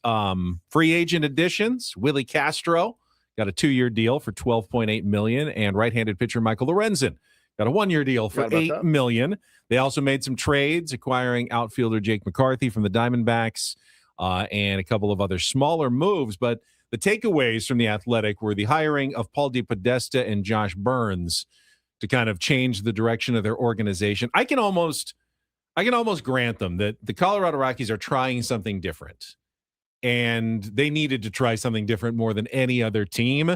We've heard, from Buddy Black that they're starting to invest more in some of the, things that other teams have long been investing in, technologies and, a more advanced look at the game metrically. So maybe heading in the right direction, but obviously not going to be competitive this year. You remember the article that had dropped maybe a week before Buddy came on, and it was really quite damning about the Colorado Rockies and the guys that had been in that building for 25 years that would literally scoff at, it was crazy to me. Like, it never registered with them. Like, maybe we should get rid of these binders of notes and put stuff onto a computer and have cameras and maybe we should stop doing things from the 70s and join the revolution here, as it were. But not only were they slow to adopt, they mocked it. As every other team in baseball has continued to adapt and adjust, and they just hadn't. So it's good to hear that they're doing things a little bit. You got to crawl before you can walk. It's going to be a while, but still, of course, predicted for 5th place. They have a long way to go. Predicted for 4th place with a grade of D+ in their offseason so far. The Arizona Diamondbacks. Their key moves: they've brought back right-handed pitcher Merrill Kelly on a 2-year, $40 million deal. Added right-handed pitcher Michael Soroka on a 1-year, $7.5 million deal, and a small deal for catcher James McCann. They also acquired Nolan Arenado in a trade with the St. Louis Cardinals and a couple of other small moves. According to The Athletic, Diamondbacks had a rough offseason. They consider the only significant move the Merrill Kelly deal. Nolan Arenado, they feel like with declining production, is not going to add much, and they picked him to finish in 4th place. Now, I feel like Michael King's obviously a much better re-addition for the San Diego Padres, but they added Arenado, who again declining. If they got a what? D+? D+. All right, I'm interested to see what the Pods got. All right, picked to finish in 3rd place with an off-season grade of a B, solid B. The San Francisco Giants. They've been a lot more active free agent-wise. Tyler Mahle, 1-year, $10 million contract, right-handed pitcher. Also, Adrian Hauser, a 2-year, $22 million deal for a righty, as well as Harrison Bader, got 2 years, $20.5 million to take over center field. And just now, Luis Ariz over the weekend, 1 year, $12 million. So they have spent on kind of sprinkled it around on different free agents. A couple of smaller trades, and of course, the big hiring, Tony Vitello, as the new manager of the San Francisco Giants. So, taking a step forward, but according to The Athletic, still only gets them to 3rd place in the NL West. Okay. And they got that must mean that the Dodgers, are in 2nd place, and the Padres have been picked to win the division. Well, picked to finish in 2nd place by The Athletic. Always the bridesmaid, buddy. With a grade of B- in the offseason. What? Your San Diego Padres. B-. The only free agent moves, Michael King obviously re-signed on his deal, Sung-Moon Song, and Kyle Hart returning on a 1-year, $1 million contract. Craig Stammen, the manager. Michael King really helped that curve. It really is. Helped they said finding a way to re-sign starter Michael King is what lifted their grade to a B-. And the question is, can rookie manager Craig Stammen lead his team back to the postseason? The answer, according to The Athletic, is probably yes. With a 2nd place finish would put them in good position to return to the postseason in October. Would you have given them a B-? Because I will be honest with you, I don't. As much as I at this point, excited, I think it's still more of like a C. I was going to say the C. Michael King was great. He was great, and even unexpected. I don't know that we thought they would get him back. So that now again felt big, but again, he was already on the team, so it's hard to give them as much credit as you normally. There's no reason not to. Michael King was a free agent. He was like any other guy, free agent in baseball, and they could have signed a $30 million. They landed him. Yep. So it's not really fair to not give them credit for that, but we tend to dismiss it just because he's a returning player. But that shocked a lot of the baseball world that the Padres were able to get that done. They didn't think they would, which gives them, I think, extra credit in the minds of a lot of people. This is Jim Bowden's Yeah. stuff. From The Athletic. Purple said, yeah, we haven't talked about the Fangraphs odds yet. D-backs have higher World Series odds, as do the Giants. They don't believe as much. From last night, when I went on Fangraphs, the Padres had a 21.4% chance of making the playoffs. Make the playoffs. This morning, it's 21.1%. What happened? What did we do? What happened overnight? Don't know. Oh, no. And then finally, picked to finish in first place with an offseason grade of A+. A+. The Los Angeles Dodgers. Paulie, highlighted, of course, by the Kyle Tucker, Edwin Diaz signings. Miguel Rojas also back on a $5.5 million deal. Haven't really made any significant trades, but of course they don't need to. I didn't know that. They traded Estuary Ruiz. They did. Who was a former Padre, speedster, for Adriano Marrero from the Marlins. So I've never heard of him, but I'm sure he'll pitch to a 1.36 and get huge outs in the playoffs. But Paulie said it too, and I saw this. This is what infuriated me yesterday. A Dodger fan. The news came out that Edwin Diaz is going to pitch in the WBC. Now, remember, he blew out his knee, just ruined his season for the Mets. Couldn't pitch. A Dodger fan actually tweeted yesterday, "Oh my God, I forgot we signed him."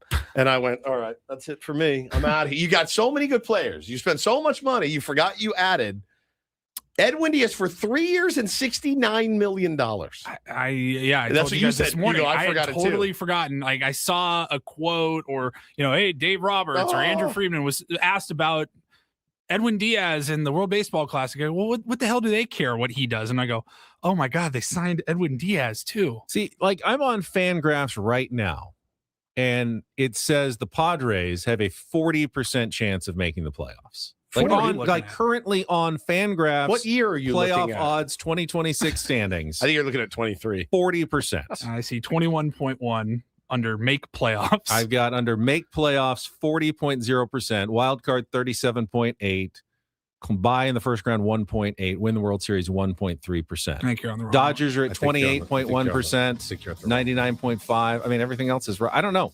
They have the Padres. It's Fangraphs.com playoff odds. I don't think 21% sounds right to me. That sounds way too low. 40 sounds much more accurate. Can someone give me some clarity on why that number is different? I don't know.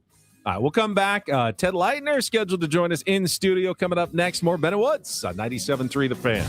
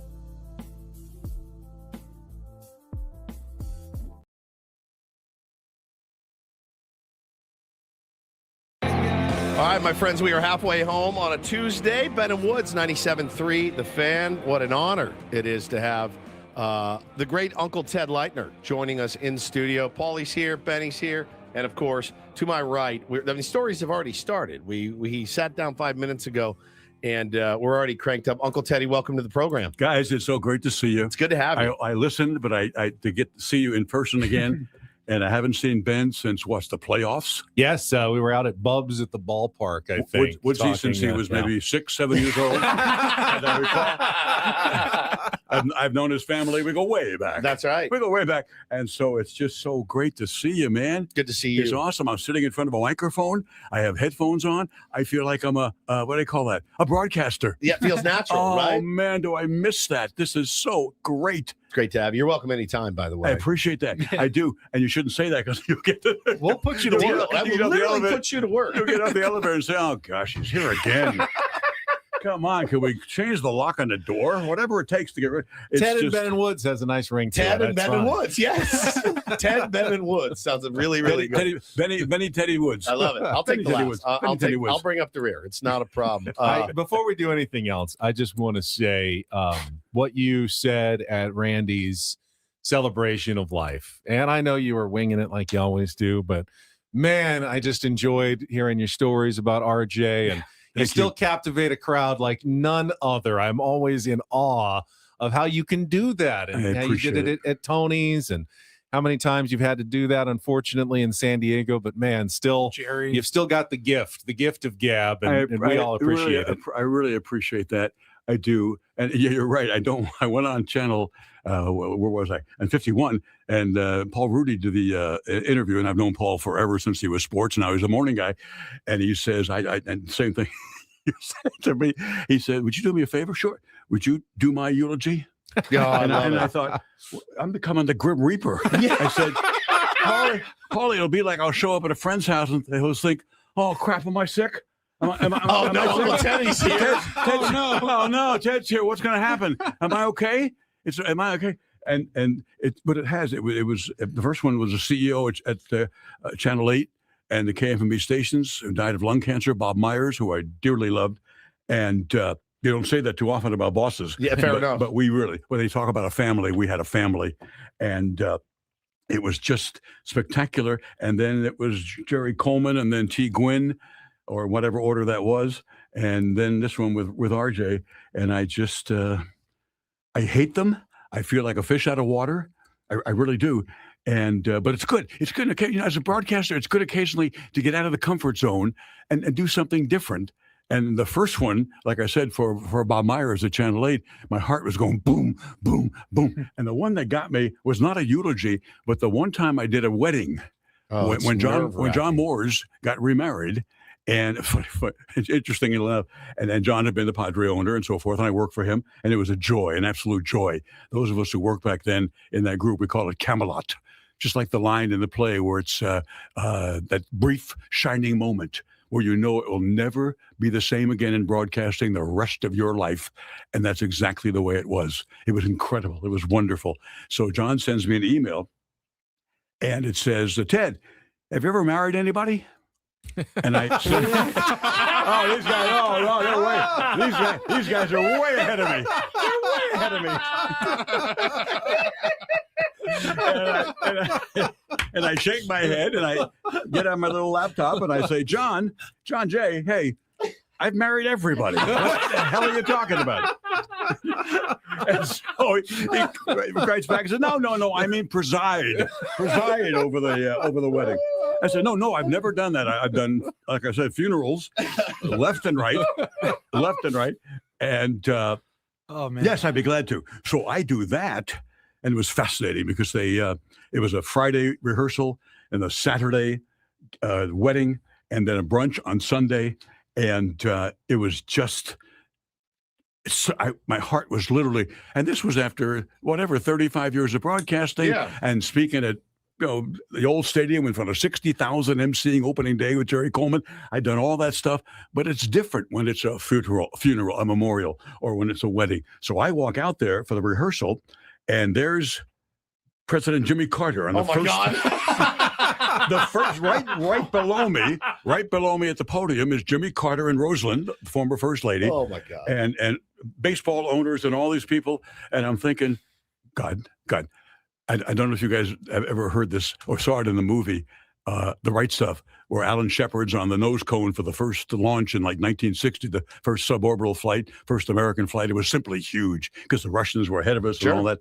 And so not on the public chain where you could hear the communication between NASA and the rocket, but in the inner place. Yeah. Just NASA people only.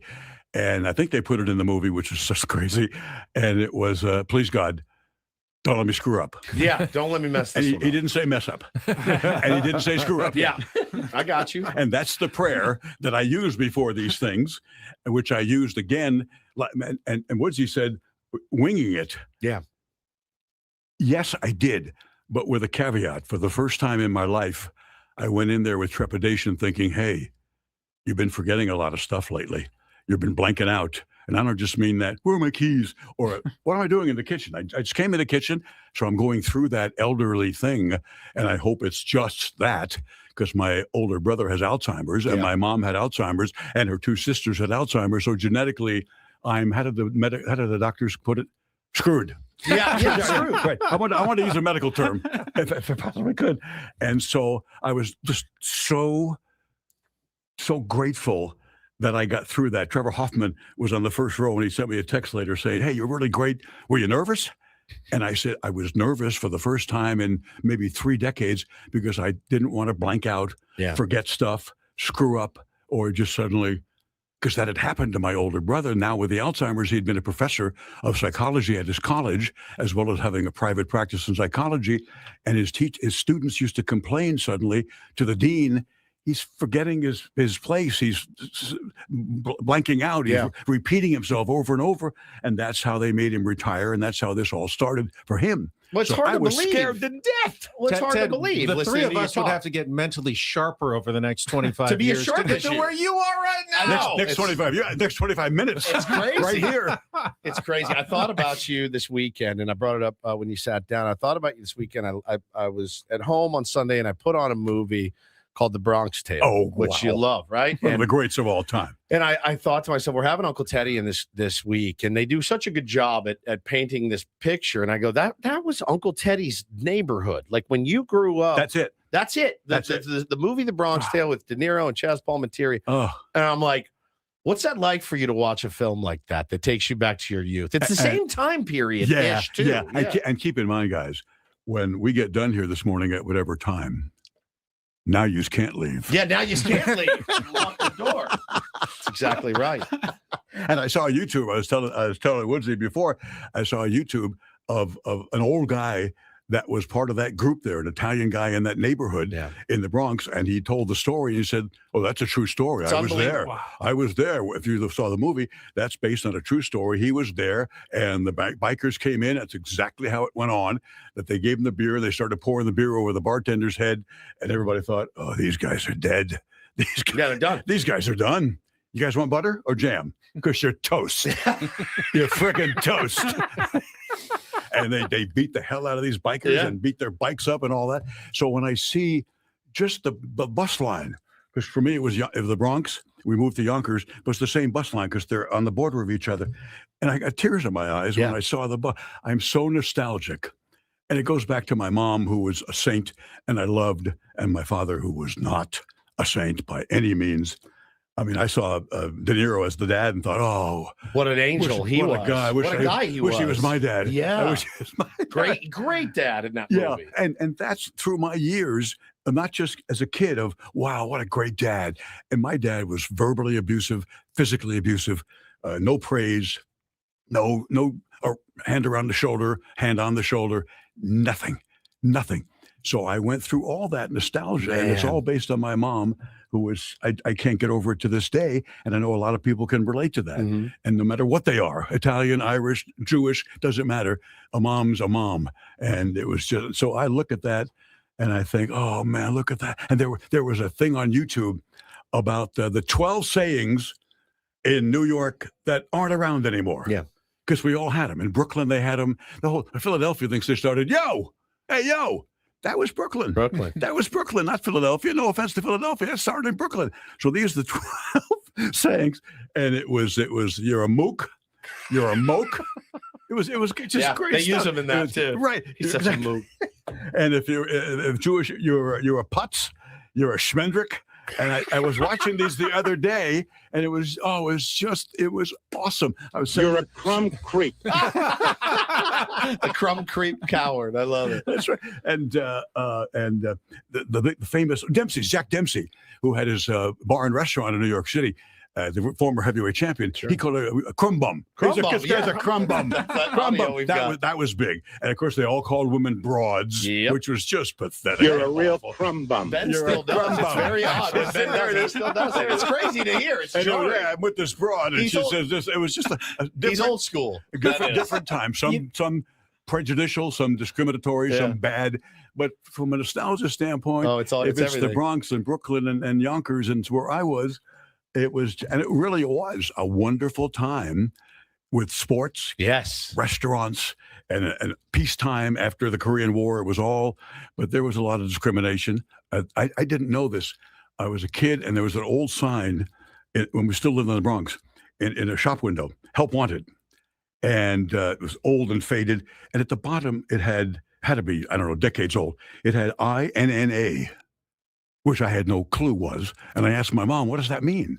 And she said, Irish need not apply. Wow. That's the discrimination, not just in New York, but every place. Discriminated against the Jews, the Italians, the Irish, Chinese, the Irish, you name it. That's an inherent racism that's been in America for a long time. We love to be among our own. Sure. We think everybody different is bad. We're going through it again now, quite obviously, if you're different. And but back then, we didn't know anything. Yeah. We didn't know any better. Didn't know any better. Let's go play. Let's go play stickball. Stickball. I love it. It's the first thing I thought of when I watched it the other day. Is Uncle Teddy. This was him listening to the Yankees on the radio when he was Yankee Mantle. And you could listen to the Yankees. And this was even before transistor radios, early on. And the best wrote The Boys of Summer. Roger Kahn became friends of mine because everybody who knew Jerry Coleman became friends of mine. So Roger Kahn wrote The Boys of Brooklyn, one of the great, was it The Boys of Brooklyn? No, it was something else. Whatever, about the Dodgers. He was the beat guy in the newspaper, one of them, when there were 11 papers in New York, and he wrote about the Dodgers. So he said, people without... Boys of Summer. Boys of Summer, right. Great book. Roger was a wonderful guy. And you could walk along the tenements and windows would be open and the radio was on the ledge with a guy listening to the radio. So you could literally move from house to house down the row and ask people what the score was or hear Red Barber on the game, doing the game with this young redheaded guy named Vin Scully. Holy cow. Yes. And the best one that Roger had was a guy somebody yelled out, hey, this is when the Dodgers before 49 were just brutal before they had the great battles with the Yankees in the World Series. And somebody yelled out, hey, the Dodgers got 3 guys on base. And the guy yells back, which base? We know they're going to screw it up. And Roger, best line was, because I introduced Roger at a speech at the City Club here one time. It was wonderful. It was great stories. And he said he actually took his grandson to where Ebbets Field was, where the Dodgers played in Brooklyn. Now it's a giant conglomerate of apartment houses with a little plaque about it. So he stops the car and he said, Bobby, see those buildings? That's where the Dodgers played before they went to Los Angeles. And the kid looks at the apartment house and says to his grandpa, Pop, which floor? All of them. Ted, I don't think I've ever asked you this, and I don't mean to test your memory, but when you were growing up in the Bronx, obviously Jerry Coleman played for the Yankees. Oh, yeah. And then you eventually make your way out to San Diego, and you had seen him, obviously, as a kid growing up. Do you remember the first time you met Jerry Coleman? Yes, 1978. when George Steinbrenner fired Billy Martin for one of 5 times that week. And literally, I think it was 5 times that season. I really do. It's just a joke. And then they have a big thing and a big announcement in Yankee Stadium. And your attention, please, with a great speaking of nostalgia, the great Bob Shepard, the voice of Yankee Stadium. Your attention, whose voice, whose diction, and all the players called him the voice of God. Yeah. And again, because of Jerry Coleman, we're there in '98 for the World Series, and I walk up and said, "Mr. Shepard, I'm Ted Leitner. I'm Jerry Coleman's partner. Hey, how are you?" And he was just so wonderful. And I grew up hearing him on both the Yankees and when the New York Giants played at Yankee Stadium in the 50s and 60s before they moved to New Jersey. And to hear Bob's voice in person was like getting to know Vin Scully for 40 years. I would stand there having conversation and think, let's listen to this. Yeah, listen. I'm hearing Vin Scully's voice. Yeah, it's actually him. I heard in New York, and he's a friend of mine. He's talking to me. He's talking to me. He's a colleague in broadcasting. Just is unbelievable. Just unbelievable. And that's been my life and my career. Just the absolute best. So, yeah, I had seen Jerry playing for the Yankees, and then Billy Martin replaced him at second base. But for a while, then it was Billy Martin and the Scooter, Phil Rizzuto. Yep. Terrific shortstop. Great player. Funniest broadcaster ever, too. Phil Rizzuto was unbelievable. Funny, not funny, haha. Not funny, ha Okay. ha. Yeah, not funny, ha ha. He was unbelievable. Just He was, hysterical, though. I know. And I did the same thing there. Then we got there in '98. I said, Phil, Ted Leitner and Jerry Coleman, that Huckleberry. He called everybody a Huckleberry. Where is that Huckleberry? I said, he's coming up. He's downstairs doing the manager's report. And he's coming up. And then I'm with my boyhood heroes. It was absolutely sensational. And because it was a Yankee and he roomed with Mickey Mantle, I got to meet Mickey Mantle. Yeah. To this day, Bob Costas, you know the story, carries a baseball card of Mickey Mantle in his wallet. And they would say, why? Because I believe every American should have some kind of religious artifact on the person at all times. Amazing. And mine is the baseball card of Mickey Mantle. Amazing. And to do all this in my career, the money was nice. I loved the work. But to meet these boyhood idols, most kids from the Bronx don't get to do that.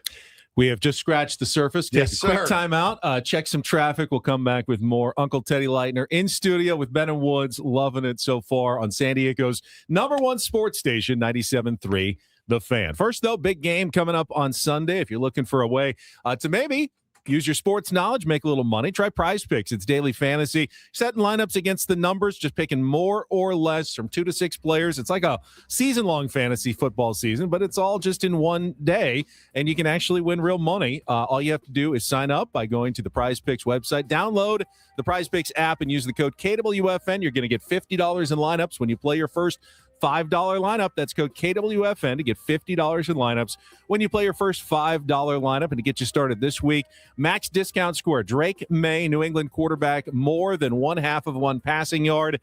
Put that in. Start with a winner right there. Just 2 to 6 players every single time with Prize Picks. Easy to play. I've been doing it for a while myself. I play, once or twice a week. Do it however you want. Play your game the way you want to with Prize Picks, where it's good to be right. Must be present in certain states. Visit prizepicks.com for details.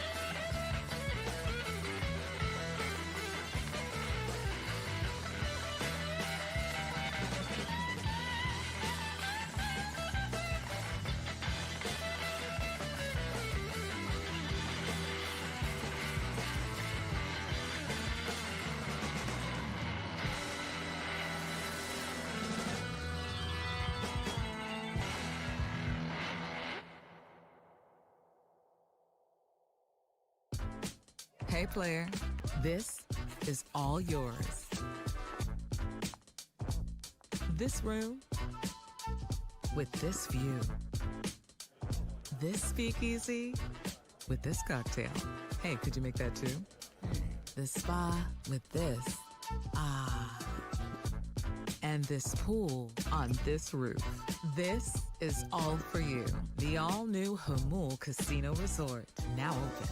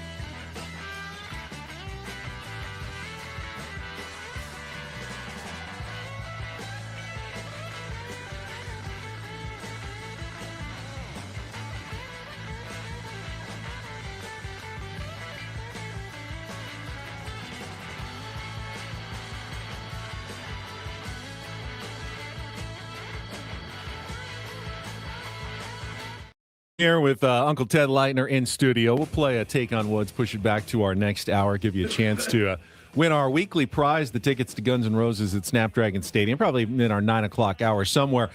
I mean, you did morning radio, Teddy, for many, many years on KFMB.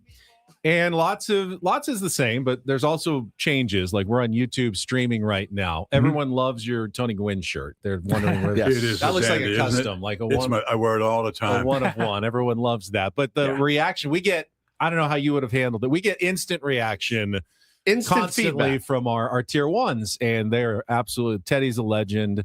Teddy's the GOAT. Teddy's a national treasure. Thank you. They are. They're very glad to see you. Let's The say next that. line was what? He's a national treasure. Let's bury him. I know. you ask- Vaudeville, 1942. Right. Can you guys ask if Ted will adopt me? Is one in there. Teddy's got plenty of kids. We were just talking about. I would love to adopt. I really would, and I seriously kicked myself for not doing that at a time when I was making really good money and could have impacted kids at that time by giving them that kind of lifestyle. Unfortunately, as it turned out with my marital history, which was not, what They're I would looking like, for stability. not what I would like it to be. I would have, lost those kids and been visiting them with my hat in my hand Well, and other things. So, you just told me all your kids are off the payroll. They're off my payroll. Off the payroll. They're on other payrolls. Their own payroll. They're healthy. They're healthy. My daughter is great, as Chris Rock used to say. His main goal was to keep his daughter off the pole. Off the pole. No That's strip, exactly no strip joint. No strip joint. If he can do that, he said, I have been a successful dad, so that makes me a successful dad. She graduated summa cum laude. Wow. And had a 3.9, 1B. All A's in 4 years. That's amazing. And so I'm as happy as can be. If they're healthy and happy, I'm happy. That's excellent. Yes, That's absolutely excellent. Let's talk a little baseball, man. you know, the one constant the last few years, Teddy. Yeah, there's been some playoff success and Sure. team. You broadcasted some very lean years here in San Diego, and I mean as lean as can be. Please. 162 of the, you know, like you saw some bad baseball. Now there's been some better baseball, but Much better. much better baseball, much more exciting Oh, yeah. baseball. The ultimate prize has eluded us. It's okay. We keep our head down. We keep grinding towards it. But Yep. in your opinion, like you've seen, my God, man, how many eras of baseball? Which has been your favorite era of baseball to watch as a fan? You know, to the because you know I grew up in I watched 80s baseball, and when I look back on 1980s baseball, I go, it was okay. Like it was okay. I see what these guys are able to do now, and I'm like, now you're talking. Like these are the most freakish athletes I've never seen. Balls hit this far. All of that for me. This is my favorite era. I've enjoyed it so much. It's a difficult question because it's what you said as a fan, and I think of it as a broadcaster. Sure. That's my favorites. That would be because that deals with traveling with the guys. What kind of guys do you have? What kind of clubhouse do you have? Yeah. How do they treat the media? That group in the early '80s, and Randy Jones was in that group. Yeah. But Randy was the Velvet Glove. You know, guys like Goose Gossage and Eric Rasmussen, not the Velvet Glove. We know Not we've the had a Velvet Glove. run-in with Goose Gossage on this show. We have. Goosey had me a couple I years was ago. so lucky. I don't know because maybe it was the old Don Corleone. Better they fear you than love you. Yes. So I'm on Channel 8 at the time and talk shows, and I'm on the air all day long, and so I'd always tell people, hey, listen, how you treat me today will be how I treat you tonight on the Channel 8 News. I got to start trying that, man. And I wondered sometimes if the players were just kind of working me and playing me and being nice to me. But for the most part, they were. Even Goose. Goose and I had a really good relationship. And the times I've seen him at Cooperstown, it's been hugs and great. And it's wonderful. Even Raleigh Fingers, because I really got on Raleigh. Because that group with Raleigh and a few others, when Jerry Coleman was the manager in 1980, they showed him no respect. Wow. And it burned my keister big time. So I would get on the air and I would beat the living crap out of them. And that's all. I'll never forget. Can I say a bad word? What's word? It's a B word. Yeah. Wood says it all the time. What, bitch? B-A-S. Oh, no. Bastard? Huh? Bastard? That's the one. Oh, yeah, you that's said okay. bastard. So I was like, wait a I'm doing a second. thing on Channel 8 with Dan Fouts. And we paid Dan to come in on Fridays to preview the game at the Chargers, and he comes in Monday with the postmortem. So Danny calls and says, I can't come on live, man. I can't come on live. And can you meet me? And we'll interview. We'll do an interview on the tape. So I do that. I go to the old stadium, Jack Murphy, and I'm in the middle of the interview, and Raleigh Fingers comes out of the then Padre dugout to walk across the field, and he stops. He looks up there and says, in the middle of my interview, hey, Dan, what are you talking to that bastard for? Wow. Oh, man. And I thought, oh, Raleigh.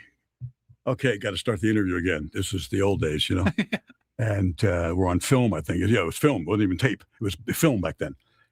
And that was my love in the clubhouse. And they had Barry Bloom had been the writer for the San Diego Union before the Union Tribune merger. And Barry he used to slash. He would slash and burn also and do stories. And they banned him from the clubhouse. Wow. Jeez. Wow. And it was Goose that said, get him out of here. Get him out of here. Hey, Barry, get out of here while you can. Get out. And so he's banned. And the only way he got back in was how most of the players learned that you have a job to do. They have a job to do. Be a professional. They learned it from Steve Garvey. And this shirt I'm wearing, T. Gwynn told me, I learned by watching Garv. Yeah. Now, the players thought, and Garv was not that popular with players, not with the Dodgers, not here, because they thought he was too goody two-shoes, and he was too nice. I don't know how you could be too nice. Those words are mutually exclusive to me. Yeah. I didn't see him as a phony. They did. And it burned me because Garv was the only guy that came up to me in the clubhouse one day and said, hey, I get you. I know what you're doing. You're opinionated. You got a big mouth, but I appreciate that. You have a job to do. And so you do that. But I see what you're doing. I see it's different. And most people don't do that. And T. Gwynn told me so many times that he watched Garv. He learned how to deal with the media, how to be a professional, know the reporters have a job to do. But some of those clubhouses back then were tough. But some of the other ones in the 90s, which to answer the question, that 96 and 98 teams. Amazing. I just, whenever I do something with them, when they brought them back to be honored or to come back, and they were guests during the blood drives and all that stuff with the Padres, it was fascinating. During the interviews, like a up on the dais there, I'd be the MC with 4 or 5 guys from '98, and their phones would be going off during the interview, and it would be teammates from '98. So I would say, is this because you guys are on this forum today? Oh, no, we do this all the time. Yeah, they do. We've done it for 40 years. We've done it for 1 million years. Yep. We're the best friends, the greatest clubhouse of all time. And I found that to be so fantastic, so fantastic. And they brought them back to honor them at Petco under Peter's ownership. And it was the time that the Aztecs were on their way to the NCAAs. That's right.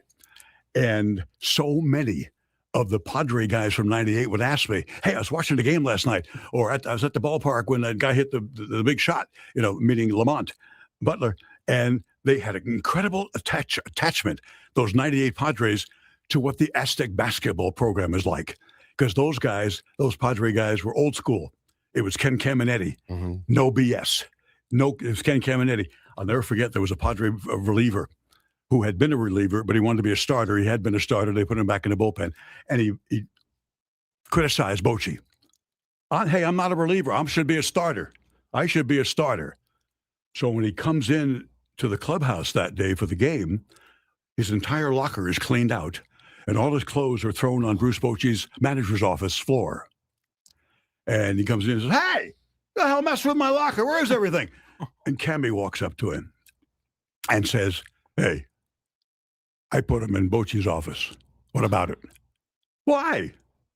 "Because I read in the paper that you're the manager, deciding who should relieve and who should start." Oh my God! I figured, and I can't do Cammy's slow, and I can't.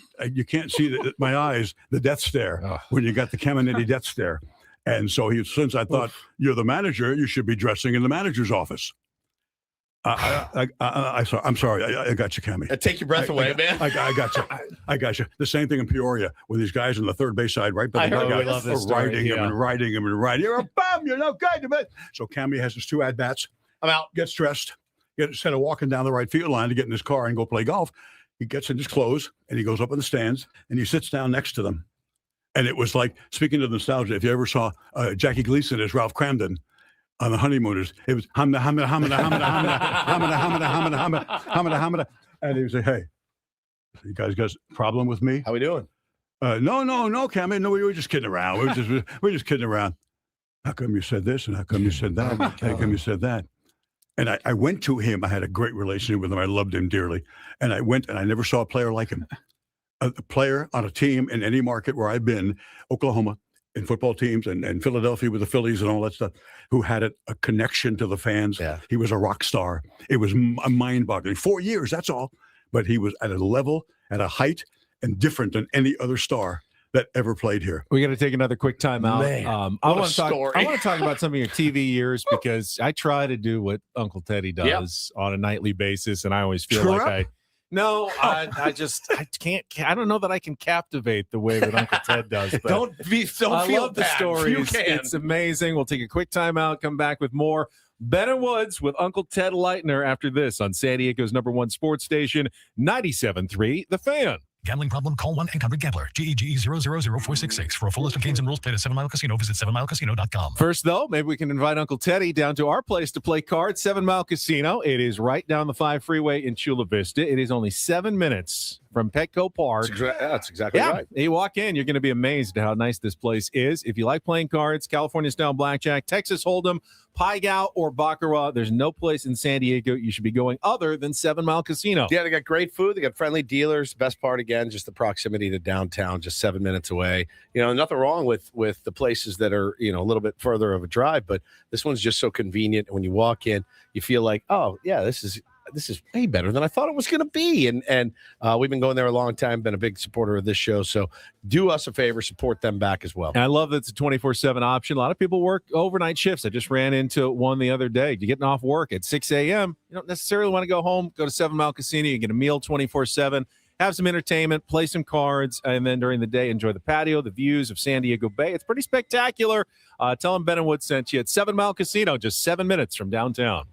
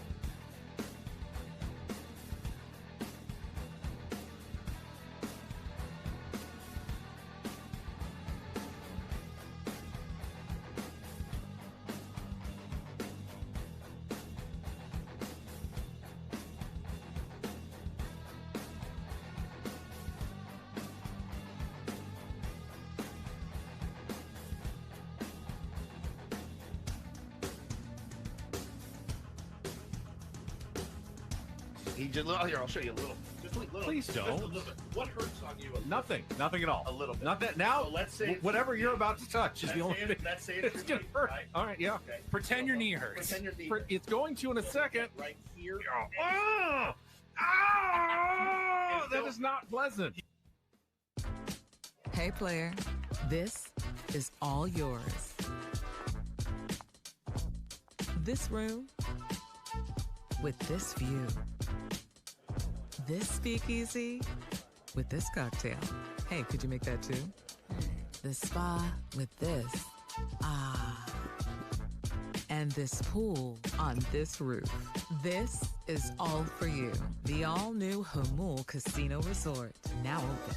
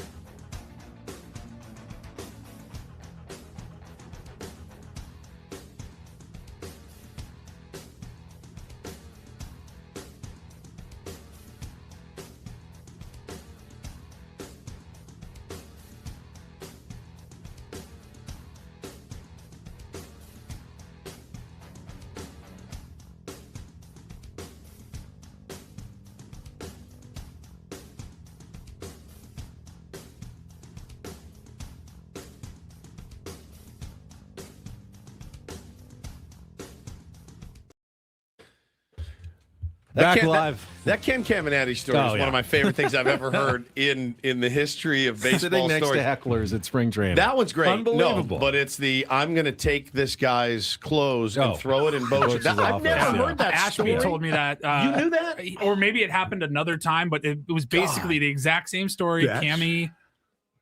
Go ahead. Yeah, he told me that he had the exact same story. Cammy's just said, "You're the manager, right?" Yeah, No you know- changing No, there." I heard. I thought I assumed you're the manager because you're the one God, they're it's quoting funny. as to who should be starting and who should be relieving. I'll also forget when Ricky Henderson came in standing at home and was tagged out. Where with Ricky's speed, even then late in his career, it was still there for the most part. He'd lost a step, but not too many, and he would have been safe if he slides and he gets called out. And Cammy walks up, and like I said, I had the kind of thing where in the press box, I could see the interaction on either TV screen or in the dugout from our vantage point. And I had that relationship where I could, and I was so fortunate because I got to know him so well and Nancy and the kids and all that stuff that I would ask him later, what were we talking to Ricky about?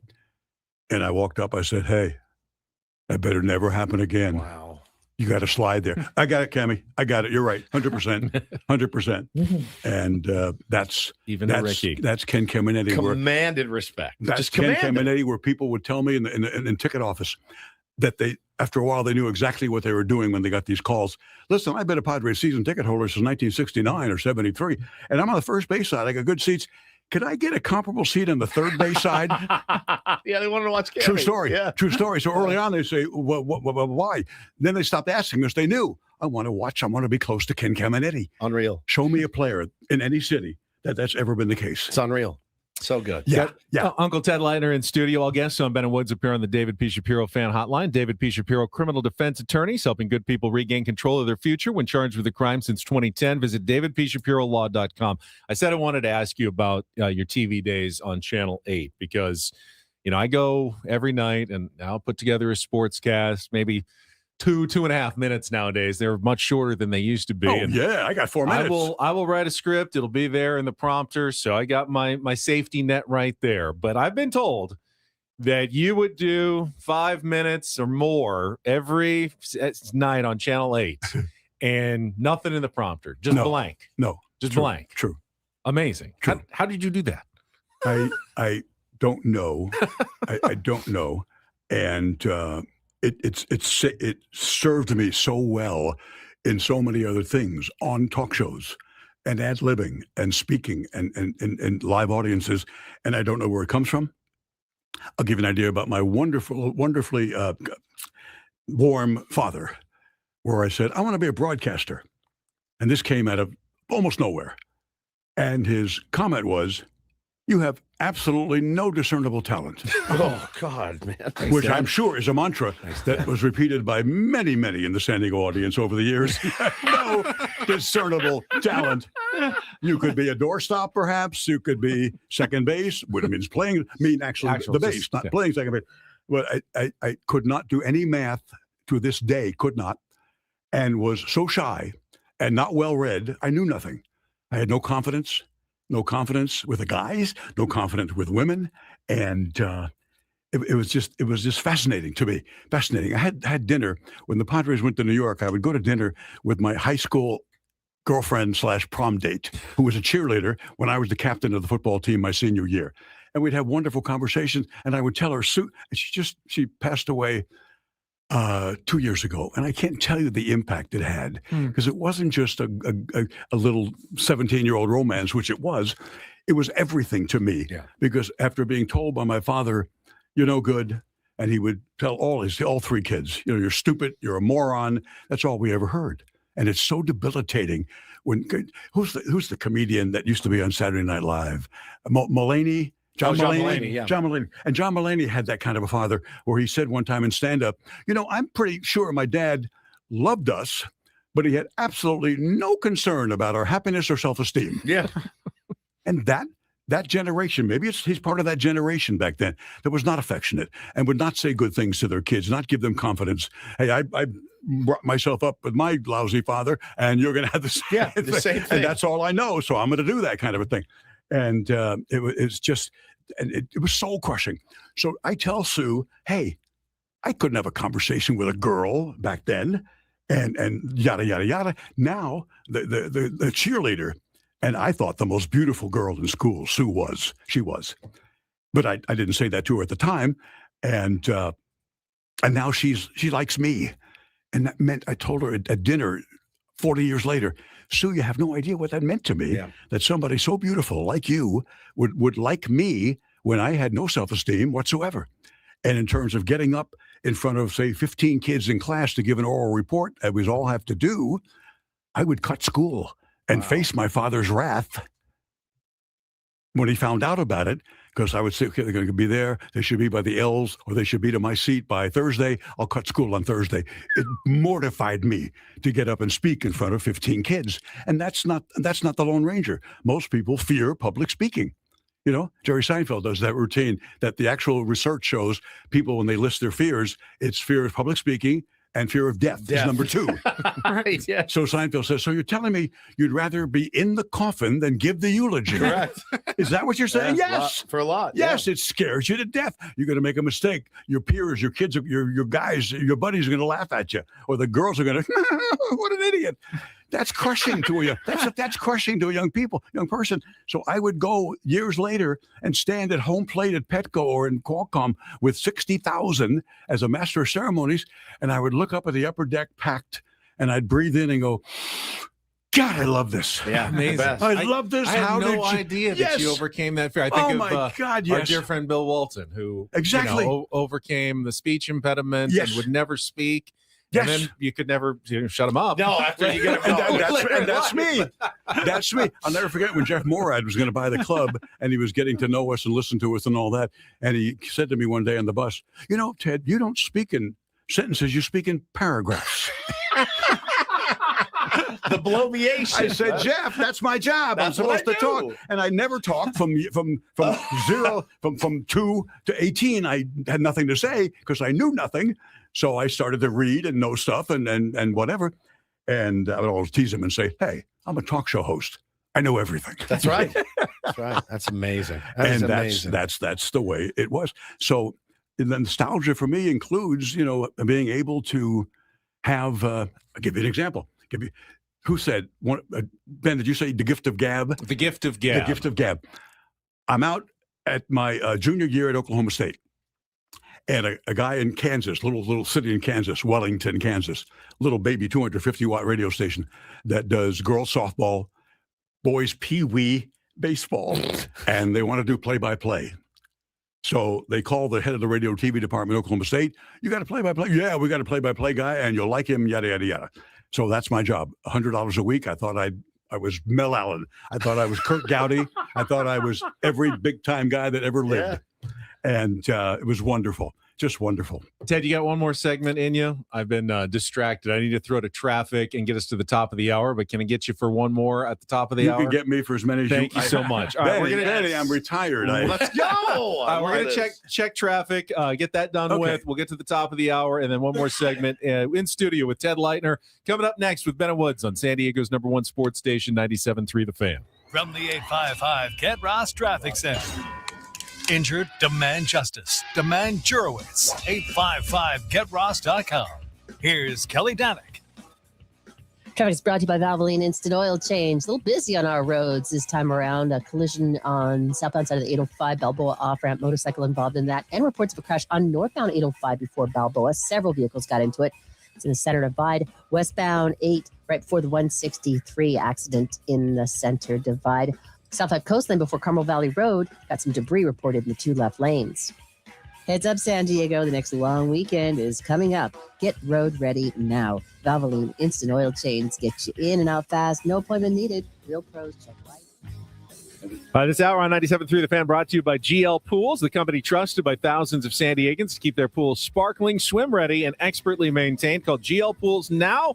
Say radio for a free month of service. We do have our biggest fan contest announcement when we come back, and a little more in studio with the great Teddy Leitner on a Tuesday morning on San Diego's #1 sports station, 97.3 The Fan.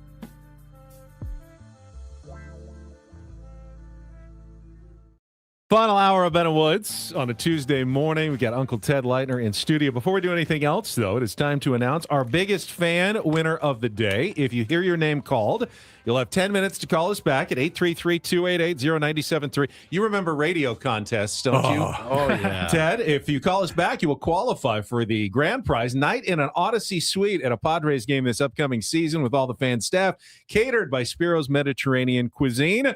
This morning's biggest fan is Nick Montemarano from San Diego. Nick Montemarano, you are on the clock. 10 minutes. 833-288-0973. For everybody else, register your name at 973thefan.sd.com/biggest fan. Maybe we can get Uncle Teddy to stop by the suite that night, too. Not That'd a problem. amazing. Hey, I'm retired. I'm retired. I have those bumper stickers in Arizona in spring training. I'm retired. I don't do anything, and I don't start doing it till noon. That's me.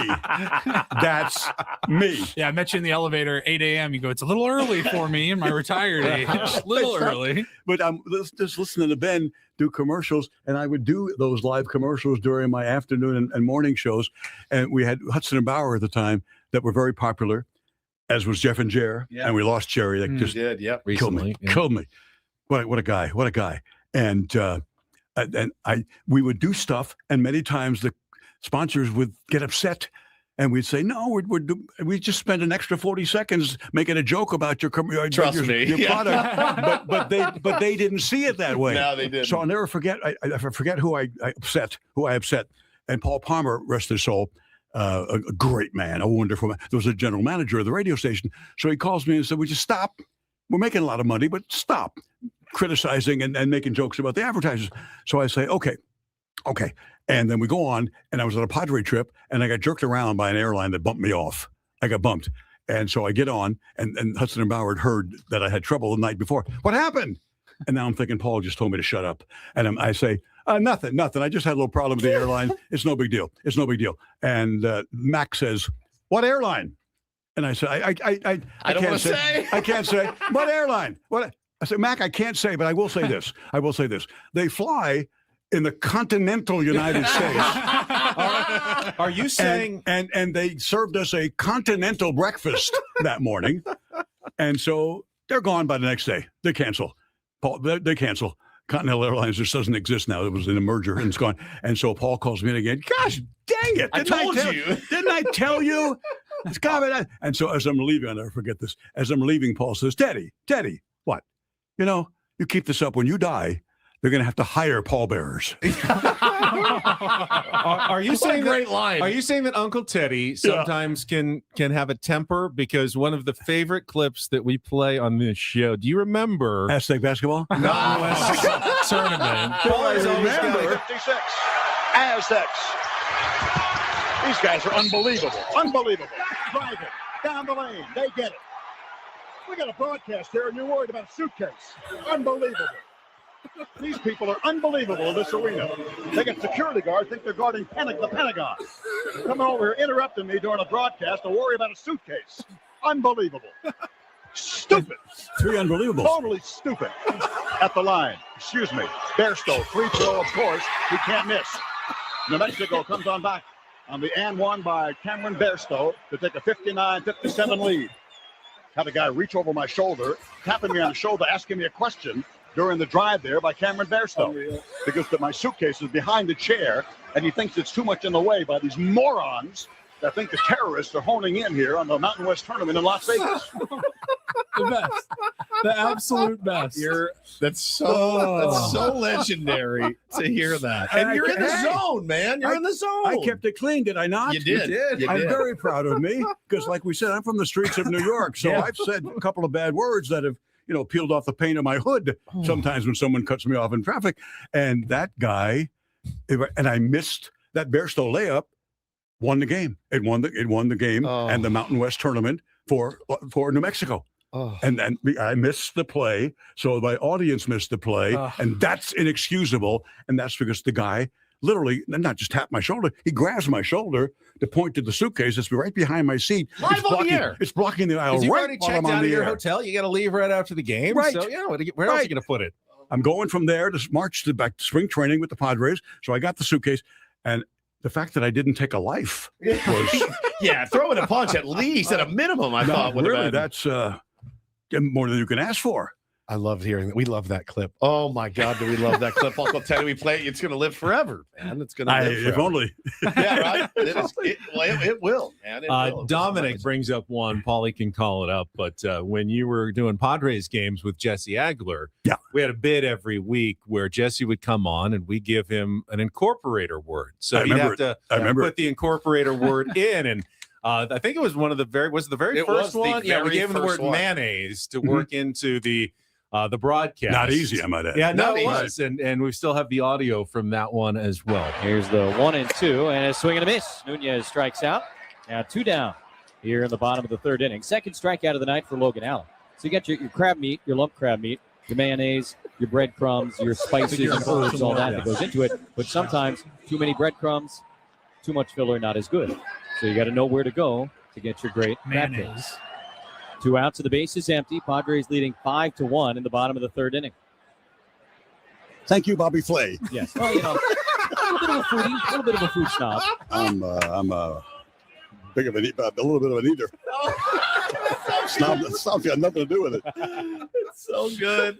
Jesse, who we absolutely love. We have Hey, him on Jesse, every you week. kidding me? Jesse's my boy. He's unreal. Are you kidding me? Listen to his voice back I then, know, too. he sounds It like a so much child. different. He sounds like a little kid. We had so much fun for those years together, and he was so respectful to me, older and all that stuff, and never campaigned for the job. Like, you know, this business is like. Oh yeah. And I would see that. So we'd sit in our box, Jerry and I, before the game, doing our scorebooks and so forth, and which was a pleasure to begin with. And I would see visiting broadcasters down talking to the owners, you know, talking to John Moores, whoever. We'd say, look, this guy, he's trying to get our job. Trying to get our job. This goes on all the time.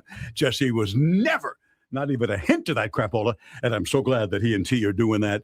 I love listening. I love the fact that they've taken it and made it their own. It's just absolutely wonderful. I thought you were going to play clips of me and Jerry, because in terms of hysterics, where you just can't stop. You know, you're in church, you're in school, Yeah, oh, yeah. you're not allowed to laugh, but you're laughing so hard that you just can't stop. And Jerry and I had 35 years of that. And sometimes he was unintentionally funny. Sure. And other times it was just he wouldn't look at me because he knew he'd said something that was not what he meant, and I'd see him checking me out of the corner of his eye to make sure that I wouldn't jump in and say something. You know the Cleveland story, right? No, tell us the Cleveland story. We're in Cleveland, and they have the drum. They got the bushy hair. Yeah. He's got the drum. Yeah. Chief and Nakahoma. That's he's banging the drum, and they're little, as they call it, the mezzanine or the loge is right in front of the press box. Oh my So God. all of a sudden, he bang, bang, bang, bang, bang. Now he's right below us. Oh, no. And on the air, Jerry says, Who's doing the drumming? What's going on? And Jerry had a very short fuse when it came to stuff like that. He's a purist. He wants the game, so do it. And I said, Jerry, don't you remember that's the guy that the Indians took him to court because so many elderly people were concerned and bothered by his drum all the time that the judge said, okay, you can go back in, but you have to buy a ticket for yourself and you have to buy a ticket for the drum. That's how I'm cutting the baby in half and everybody's going to be satisfied. Yeah. True story. That's what they did. So I tell the story to Jerry on the air that he's back, he's banging his drum and yada, yada, yada. So Jerry said, why don't let him go home and bang someone else? Was Chief Nakahoma the Braves or the Braves? That was the Braves. Yeah. Who was the Indians? Chief And Wahoo. so Chief my Wahoo. favorite part of all those things, they go to the commercial break, and I'm laughing so hard. And Jerry says, "What? What? I said, "You said, but you said." He said, "No." I said, "Go home and bang something else." I put your headphones on. I tell Dave Marcus, the producer, go ahead and have him play it back in the studio. They play it back. I'm watching Jerry, nodding his head, takes the phones off, and says, "Yes, I guess I did say that." I loved Colemanism so much growing up. I mean, Rich Folkers is throwing up in the bullpen, and just the classic ones that. Remember the one but with you just Randy made with you love- RJ. RJ was the one who told me when I got here in '78 that he had said, "There's a little guy from Poway," which is how it was pronounced back then, from Poway with that Karl Marx hairdo. Not Groucho Marx. And he meant Harpo Marx. Harpo Marx, He meant Harpo Harpo Marx. Marx. It was Karl Marx. So we go to the commercial, Jerry. Karl Marx wrote the Communist Manifesto. Right. Not somebody. And he had a lousy curveball. His fastball couldn't do anything. Bad choice. It's unbelievable. Too much fun. Too much fun to have when you're getting actually paid to go watch baseball games. Thank you, God. Thank you. And thank you, San Diego, for the career, honestly. Yeah, for real. I feel the same way, man. 15 years I celebrated yesterday, Yes, the day indeed. before. And it's just like it's a dream. It's just a dream. We were talking about it off the air that, what a dream it is to get to do this. And like you said, meet your boyhood heroes. Oh, gosh. And I mean, the career that you had, Uncle Teddy, incredible. Just incredible. It was in so many different ways. When I wrote a book about 5 years ago called TED Talks, how about that for a plug? It's great. It's a great title. And though, what for a it book. did, Come on. because I didn't write it, John Freeman, who wrote for the San Diego Union back then, did his father, Don, who was a wonderful guy, who was the radio TV guy for 1,000 years. Then John became a sports guy. And I don't know where the hell I was going with that. What was the question? TED Talks. TED Talks. He wrote yeah, it. TED Yeah. Talks. That part of the book, me talking to John, he records it, transcribes it, then we edit it together and so forth. Was thinking, gosh, I forgot that guy gave me that job, and this guy gave me this. I never had to make up an audition tape. Yeah. I never had to audition. I was always working and getting other jobs handed to me. And for so many different people, thank you. When Jerry Coleman came back, I started in 1980 when Jerry became the manager, and they said, who can we get to be an extra broadcaster? And it was me. That I said, oh, I'll do that. I'll do that. When I was at that station, it just worked out perfectly. You got to be okay. You got to work hard, but you got to be lucky. And I was lucky. So Jerry gets fired. Jerry comes back as he tells me I'm having surgery. I have a hole in my stomach. And I said, that's an ulcer. Yes. That's what the 1980 season did to him. Jeez. I said, Joe, well, you tried to do it without pitching. That's much more difficult. You should have had pitching. I know. Thanks for telling me. Teddy, before you go, we have something we do on the show that everyone wants to include you in. We have the topic wheel. We don't know what question's going to come up. What's coming up. It could be anything. Anything. Randomly generated. Paulie gives it a spin, and then we all have to answer the question that comes up. So it could be anything. I don't have to. I don't work You here. don't have to. It's true. Actually, You're you don't retired. You have can do to. whatever You you don't want. You just listen to us answer the question. As we said as kids in the Bronx, you're not the boss of me. Yeah, you're not the boss. You're not the boss of me. All right, this is a fun one, at least lighthearted. Is it ever acceptable to clap on an airplane? Yes. Ooh. Oh, yes. And 100%. I've experienced that on landings after tremendous turbulence. Yes. I've had applause there. See, I've had it after no turbulence. If People it's are a just doing normal bits. flight, We're yeah. here, we landed. If it was a dicey flight and Dicey you get down flight clap. smoothly, I can see a round of applause for I've the seen pilot. that. I've seen that. I was on Alaska Airlines on a flight for an Aztec game commercially, and the captain came out and grabbed the telephone, whatever, the PA, and he said, "This is my last flight." And I thought, that's not good. That's not going to be good. That's not going to be good. No, but then it got better. He says, my last flight, I'm Captain so-and-so. And he's the kind of captain I like to see. The white hair, you think military background, Sully, fighter pilot, yeah. that's my kind of Yeah, that's my guy. guy. I want him up there. He said everything that can happen, he's going to handle it. He's fine. He's just fine. And he said, I'm doing my last flight with my son. My first officer, my co-pilot, is my son, Bob, and he's going to be taking over. And the applause was just That's wonderful. cool. It was just wonderful. I just loved it. Another flight where a bunch of Marines got on. Yeah, that's on planes And for sure. I'll get choked up here. These boys of ours got on with their dress uniforms on, and the entire plane started to applaud. Rips up. Yeah. Having lived through Vietnam, where these boys came back because they did their duty as their country asked them to, whether you liked it or not, or whether it was a controversial war or whatever, or Lyndon Johnson was a piece of whatever it was, They whatever still you had think, to go over whatever there. you think, they went. Yeah. They went. And the ones who didn't go, somebody else had to go in their place. But now we got it wrong in Vietnam, and we would mistreat them, and people would spit on them. And then suddenly with the Gulf War, we really understood they're answering the call.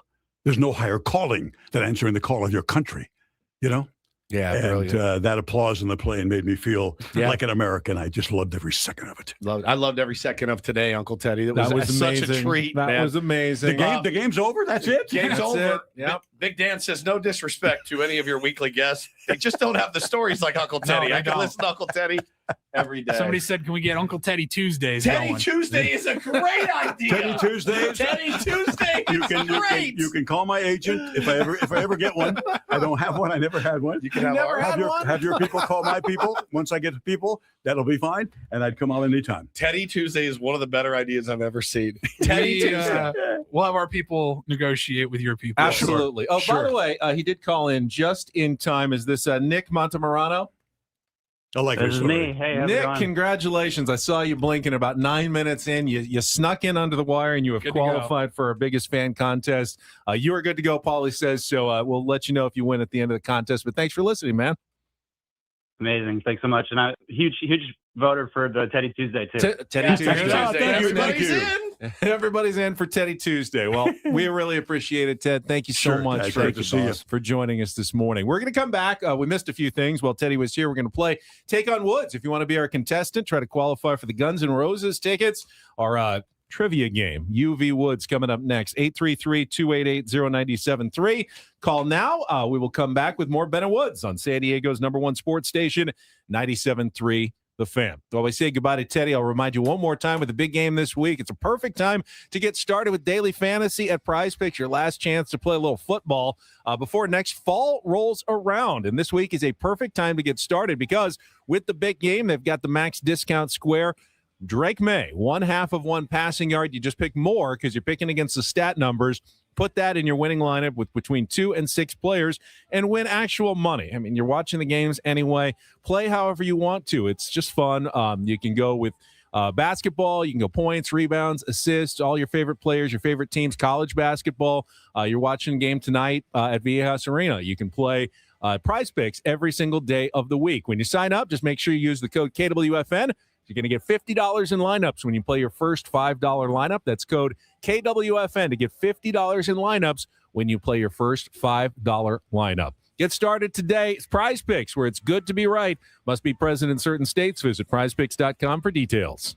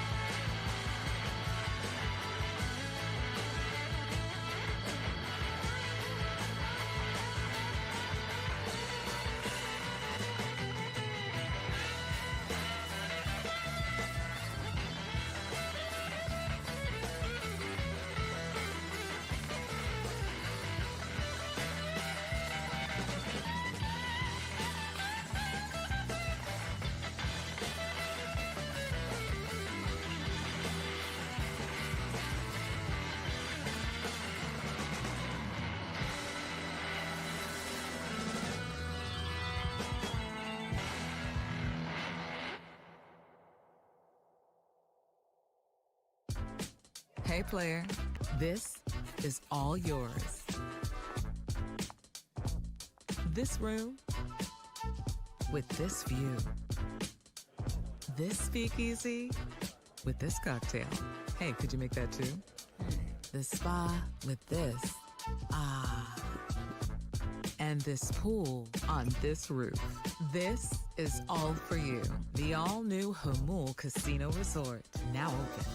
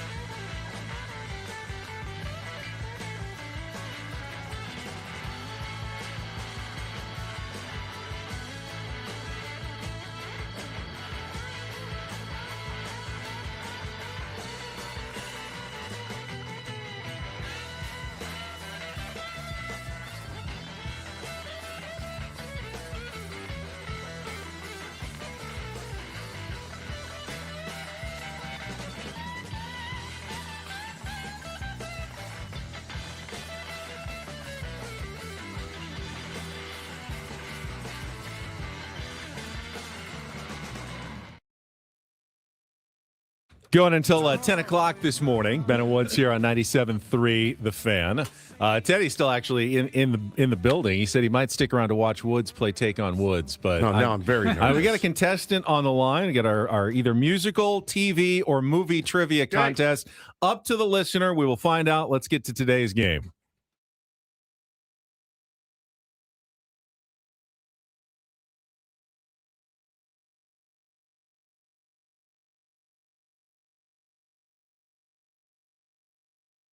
Take on Woods brought to you by Bay Alarm Security and Fire Alarms for every business. We got you, and we got Troy as our contestant this morning on Take on Woods. Good morning, Troy. Good morning, Ben. And Uncle Teddy's going to go out with Woods, who's now isolated. He cannot hear this part of the game. You'll get your 5 questions. He'll get his 5 questions, and if you can beat or tie Woods, you will qualify for this week's week's grand prize drawing of the tickets to Guns N' Roses at Snapdragon Stadium on September 2nd. Get your own tickets at Ticketmaster.com. You get to pick which game you want to play, though. We've got music, 5 Alive. 5 bands or artists with 5 in their name. We got movies, martial arts, 5 movies loaded with martial arts action. And our new TV category, ampersand shows. Show titles that have the little and symbol, the ampersand in their title. So, music, 5 Alive, movies, martial arts, or TV ampersand shows. Troy, what would you like to play?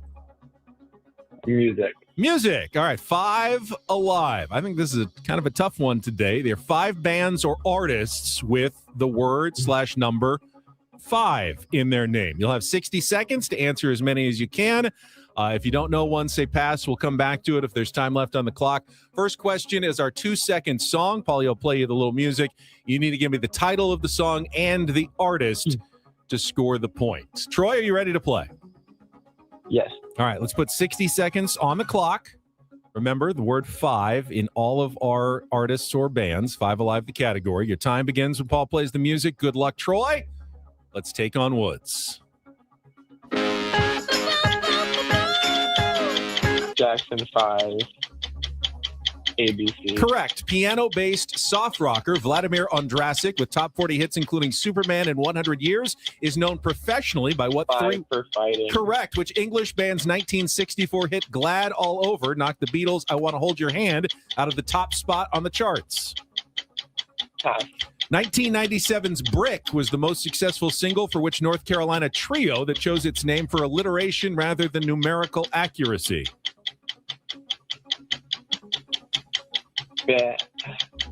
Pass. 2011's Under and Over It was a successful hit for which platinum-selling hard rock band from Las Vegas? 5 Finger Death Punch. Correct. Which English band's 1964 hit Glad All Over knocked the Beatles' I Want to Hold Your Hand out of the top spot on the charts? Ben at 5 or something. Incorrect. Actually, the Close. next one was Ben Folds 5. That was Brick. The Dave Clark 5 is the old band from 1964. You did get 3. Jackson 5, 5 for Fighting, and 5 Finger Death Punch. Let's bring Woods back in. Tough category. That could be enough today.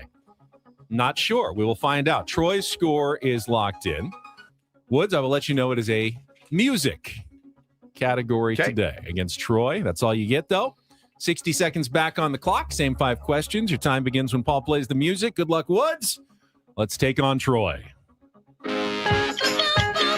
It's ABC by the Jackson 5. Correct. Piano-based soft rocker Vladimir Ondrasik, with top 40 hits including Superman and 100 Years, is known professionally by what 3-word stage name? Is it Yaz? Incorrect. Which English band's 1964 hit Glad All Over knocked the Beatles' I Want to Hold Your Hand out of the top spots on the charts?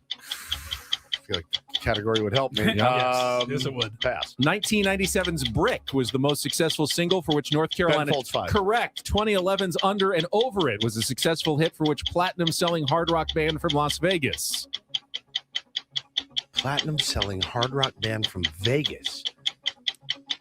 Under and Over It. So Ben Folds 5. We got Jackson 5. Oh, 5 Finger Death Punch. Correct. Which English band's 1964 hit Glad All Over knocked the Beatles' I Want to Hold Your Hand out of the top spot on the charts? 5 Dave Clark 5. Dave Clark 5. 3-3 tie. So, Troy, that's good enough to qualify. And the one you didn't get was 5 for Fighting. 5 for Fighting. Vladimir Ondrasik. Those were all bands and artists with 5 I haven't heard of those guys in their name. I thought it was a tough one today. I thought you both did fairly well That was on the very 3 tough. Yeah. on 5 Alive. Very, very tough category. I like that Ben Folds song. Yeah, they were a trio, but they just thought Ben Folds 3 didn't sound as good as Ben Folds 5. Folds 5. So they I like just that. went with Ben Folds 5. I forgot about that song. She's a brick. Yeah, that's a good one. All right, Troy, thank you for playing. Paulie will get your information during the break. And then I believe Paulie's going to give us some headlines and a little late Reindl report to wrap things up in our final segment. It is all coming up next with Ben and Woods on San Diego's #1 sports station, 97.3 The Fan.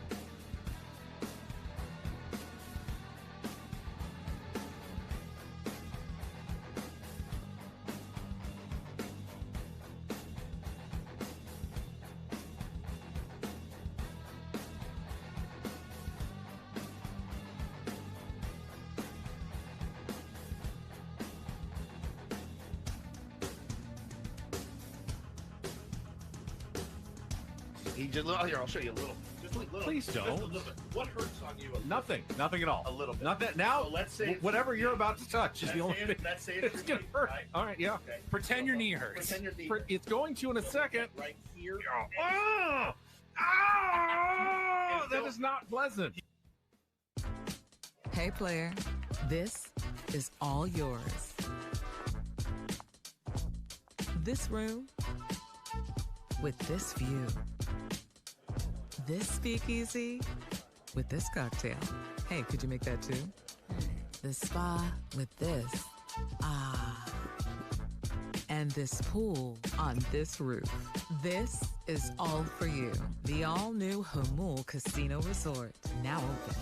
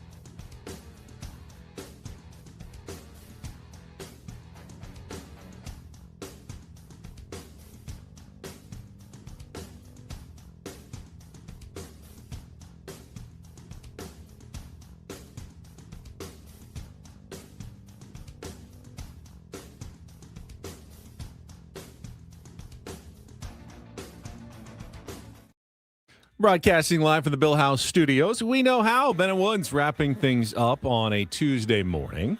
You feel inadequate right now a little bit because Yes. I definitely do. I do feel inadequate. And I don't. It shouldn't be that easy. It shouldn't be that easy, but it is. He's like, But we're the number 18 major market morning show in America. Why does he make it seem so much easier than we do? God bless. What a treasure. He could number go one. on shows 1 through 17 and enhance their shows Yes. as well. Yeah. I mean, he's that good. He's incredible. The time just flies by. I thought what stuck with me the most about Ted, I didn't know how afraid he was of public speaking growing up. Was he And giving all the credit to Sue for giving him the confidence? his to, high like, school sweetheart. She liked him, and he's Yeah. like, "Whoa, all right, I better get it together." But like, it's okay. so it's amazing what someone else, and you shouldn't have to have someone else give you a dose of confidence. Oh, for but sure. Woods, you've given me a lot of confidence. Likewise.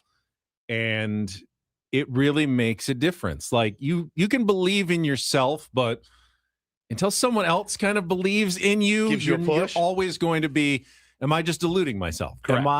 Am I overconfident for no reason? Someone else kind of has to believe in you for you to truly believe in yourself, which doesn't seem right. But I think psychologically, if you're a normal person with reasonable doubts, you're always going to wonder, am I the only person who believes in myself? There are people out there who are, hey, I was the only person who believed in me and still succeeded, but it's got to be a lot harder that way. When you have someone else who believes in you, I think it makes a huge difference. Let me tell you guys something too, man. Dads out there. How old is Uncle Teddy? 82 years old, 80 something years old. When that man talks about his father and the way 79. When that man talks about his father and the way his father treated him probably 75 years ago, the trauma and the pain is still there. 75 years later, his dad's dead and gone. But when he talks about it, Ben, you see it still. And so I think, it's a really good lesson for any dads out there or moms, but talking about dads in particular right now, love your children. Tell them that you love them. Put your arms around them. Tell them that you are proud of them. Because 75 years later, you see in this man's eyes how much that affected him and how much it shattered his self-confidence. And that's what jumped out at me. I didn't know that about Uncle Teddy at all. Had no idea. But again, that break that curse of generational trauma. And he said it when he talked to us. He said, the dads were like, hey, I had it rough. Guess what? You're going to have it rough too. Doesn't have to be that way. And I just was so moved by that. He's such a gem of a human. I get to be a happy dad this week. Yeah. Last night, my son came home. Oh, it's visiting so good. Moved to Seattle, of course, back in September. But I think the brutal winter with never seeing the sunshine was getting to him. So coming back for a week or so. And can I ask you a question? Yes. He knew this was coming, right? Yeah. Right. But you're never really prepared for it. It can't be that bad. And then you get up there like, oh yeah, this sucks. This is really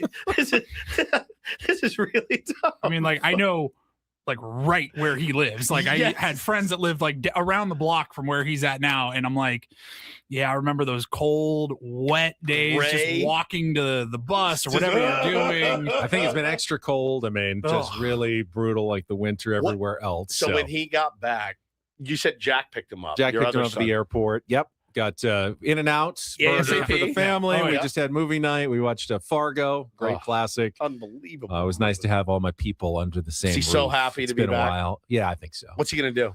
Oh, he's going to have some friends. We're actually he wanted to go to Disneyland. So we're doing a Disneyland day after the show tomorrow. Nice. Which will be fun with the whole family. I took the day off television to do that so we could spend some time together. But I think he just wants to enjoy being at home. Didn't do anything to his room. It's still all ready. See, I told you to turn it into a man cave. I did not turn it into a man didn't. cave yet. So into your little, your little self-seduction palace. You could have made it into a little chair and. No, Dad, please! I'm trying to get in my bedroom. No, I thought you were gone. I made it to my dad's personal space. We need to check traffic before we continue on this conversation. Check traffic one last time, and then Paulie's going to give us some headlines with the Reindl Report. From the 855 Get Ross Traffic Center. Injured? Demand justice. Demand Jurowitz. 855GetRoss.com. Here's Kelly Danick. Traffic is brought to you by Creative Repipe. Got a few problems wrapping up our morning drive here. Northbound side of the 805 at Balboa. Collision in the center divide. Also westbound King Freeway near Bancroft. There is a collision. Tow truck is helping to clear that over to the right shoulder. Traveling on southbound 5 just before the 52. Reports of some sort of debris in the two right lanes. Also, South 5 coastline, just past Poinsettia, accident involving a couple cars. They're in the center divide. And reports of a collision on eastbound 78, just past Civic Center. It's got the fast lane blocked. Don't wait till that water leak in your home becomes a flood. Call Creative Repipe for a whole house repipes. Get a 20% discount plus a lifetime warranty. Free estimates with financing available. Visit creativerepipe.com. That's creativerepipe.com. I'm Kelly Danick with Ben and Wood, San Diego's #1 sports station, 97.3 The Fan. And get things started here with our today's edition of the Reindl Report. Now tuned into the greatest. Welcome to the Reindl Report with Paul Reindl. Hi, Paul. All right. 2 stories from the world of sports that we haven't gotten to yet. We'll start off in Major League Baseball. And 1 story that you didn't know you needed. Are you laughing, biatch? It's the Reindl Report. Hey, Paul, how you doing? Okay, how are you? On 97.3 The Fan. Are you ready to bless the mood? I need some help, please. That was good. Can I get a yeah? Oh, yeah. All right. This might have to be a stop down. Oh. Death by Palm Tree might have just ruined our entire show and the Reindl Report. Go ahead. Somebody read it. Fine. He says, Ben, I don't know why Ben, your upper tank water story yesterday talking about how the upper tank of the toilet is the toilet I was vulva. fixing it, but Right. I said that's not the dirty water. It doesn't mingle with the bottom water. But you still shouldn't brush your teeth with it. But he said it reminded him of one that Scraby told recently, and I did not hear Matt Scraby say this, but Matt Scraby apparently said, I don't know if this was on his show or the Gwen and Chris program. It was on Gwen and Chris Overtime. He clogged the toilet at a party and then wrapped his arm and hand in toilet paper to take out the obstacle, the blockage. Oh. I'm sure it's horrifying when you're at a party and you clog the toilet. Why do you drop a deuce at a party? If you have to drop a deuce at a party, guess what? Party's over. Party's over for me. Number 2. Unfortunate. Guys, I got to split. I got to go. Something just came up. Having an emergency. I'm not running into a bathroom at a party. Man, I sure hope nobody hears me, sees me. Notice I've been in here for 15 minutes. I'm leaving. I'm getting out of here. What if you don't think you're going to make it home, though? Better in the car, in your pants, or on the side of the road than at a party where there's like At girls, someone's house. where there's girls there at somebody else's home. I have a general rule. I don't do that at other people's homes ever, never. I mean, if I'm staying with you for a week, yes, obviously, but like I'm not going to come over and be like, hey, give me 15, I'll be right back. Just wait. Hold on. Somebody just said, does no one have a poop knife? What is a poop knife? Does anybody know what that is? This sounds dangerous. Is that you take it out? Is it like a switchblade and you cut before you flush? I need a full report on this. Somebody just said poop knives are real. I'm riveted. And Scraby, listen, I'm all for being open and honest on the radio. It's my favorite thing to do. You don't have to tell every story. Some of those you want to leave in the from you is very rich. Some of those you can just leave in the vault. All right, Paulie, I'm sorry. I don't know where to go. I mean, we had to stop down for that, did we not? Yes. You mentioned it. I go, what are you talking about? I scroll I go, going, go read it. Oh, my God. All Sorry. right. Let's get started. You have here. the rest of the show to All do right. with what you will. Well, let's go quickly here. We'll start in the NFL Media Day. I don't even really know why they're still doing it. I know. But Media they're nights still now. doing media nights. They've moved it from Tuesday to Monday, Super Bowl week. So yesterday, all the players are there. They all have their own individual podiums, and anybody in Santa Clara with a camera pretty much is just huddled around you. And now it's just evolved into everyone's doing bits. And there was a bit done last night. Now, Dave Damashek is the guy, I believe everyone said, is the guy that asked this question. He asks it every year. That's his bit. Okay, But people so it's a bit. still see this clip and they hear it and then they go, are you kidding me? What a stupid question. They get mad at it. And they get mad. So now everyone's reacting to, here is Mike Vrabel being asked, well, if the Super Bowl is a must-win game or not. Is this a must-win game? A must-win? Yeah, I think every time we go out is a must-win game. I mean, it's kind of the attitude that I've always taken in the National He's Football really League. answering it seriously? I think he was playing along. Was he? Okay. Is what All right. most people are saying. Okay. Everyone knew Dave was going to ask that question at some point, and everyone believes, but people that know, they think that Vrabel was just rolling with it and having some fun. But yes, is the Super Bowl a must-win game? Any other highlights from media night for you guys? First I've heard of it, actually. That's yeah. It was probably the least relevant media day / night I can ever remember. They held it. So San Francisco is hosting the Super Bowl, but the game is in Santa like Clara. an hour The media away. night was at the San Jose Convention Center. Like the hotels or the media stay, it's like an hour and a half away to get to media night. This is why San Diego was always the best site for everything. Everyone stays downtown. The convention center hosts everything. Yeah. All the restaurants are there. And You're then, right there, man. And then you go to the game, and yeah, it's 10 minutes away, but it's fine. It's just perfect. But San Francisco is so spread out for an event like this. It doesn't even make any sense. Such a nightmare to cover, I bet. Got another story from over the weekend. This happened on Saturday night. You may have seen a video going around on social media.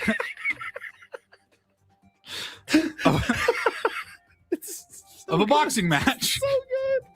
A match between Jarrell Miller And who was he fighting? I'm trying to pull up his name right here. Kingsley. He was going up against Kingsley. This was at Madison Square Garden. U.S. heavyweight Jarrell Miller was fighting at Madison Square Garden on Saturday night. He got hit so hard that, well, his wig came off. His toupee, his piece, like his hairpiece, comes wig flying off. And you can see it fly all the way back. And the ref immediately gets in between these two guys. Smiling, by the way. And he goes, okay, yeah, we're going to have to stop the fight, at least temporarily. I've never seen this before in a sporting event, in any sort of boxing match or anything. The hair just completely is sticking straight off his head. And so he was, of course, talking after the fight.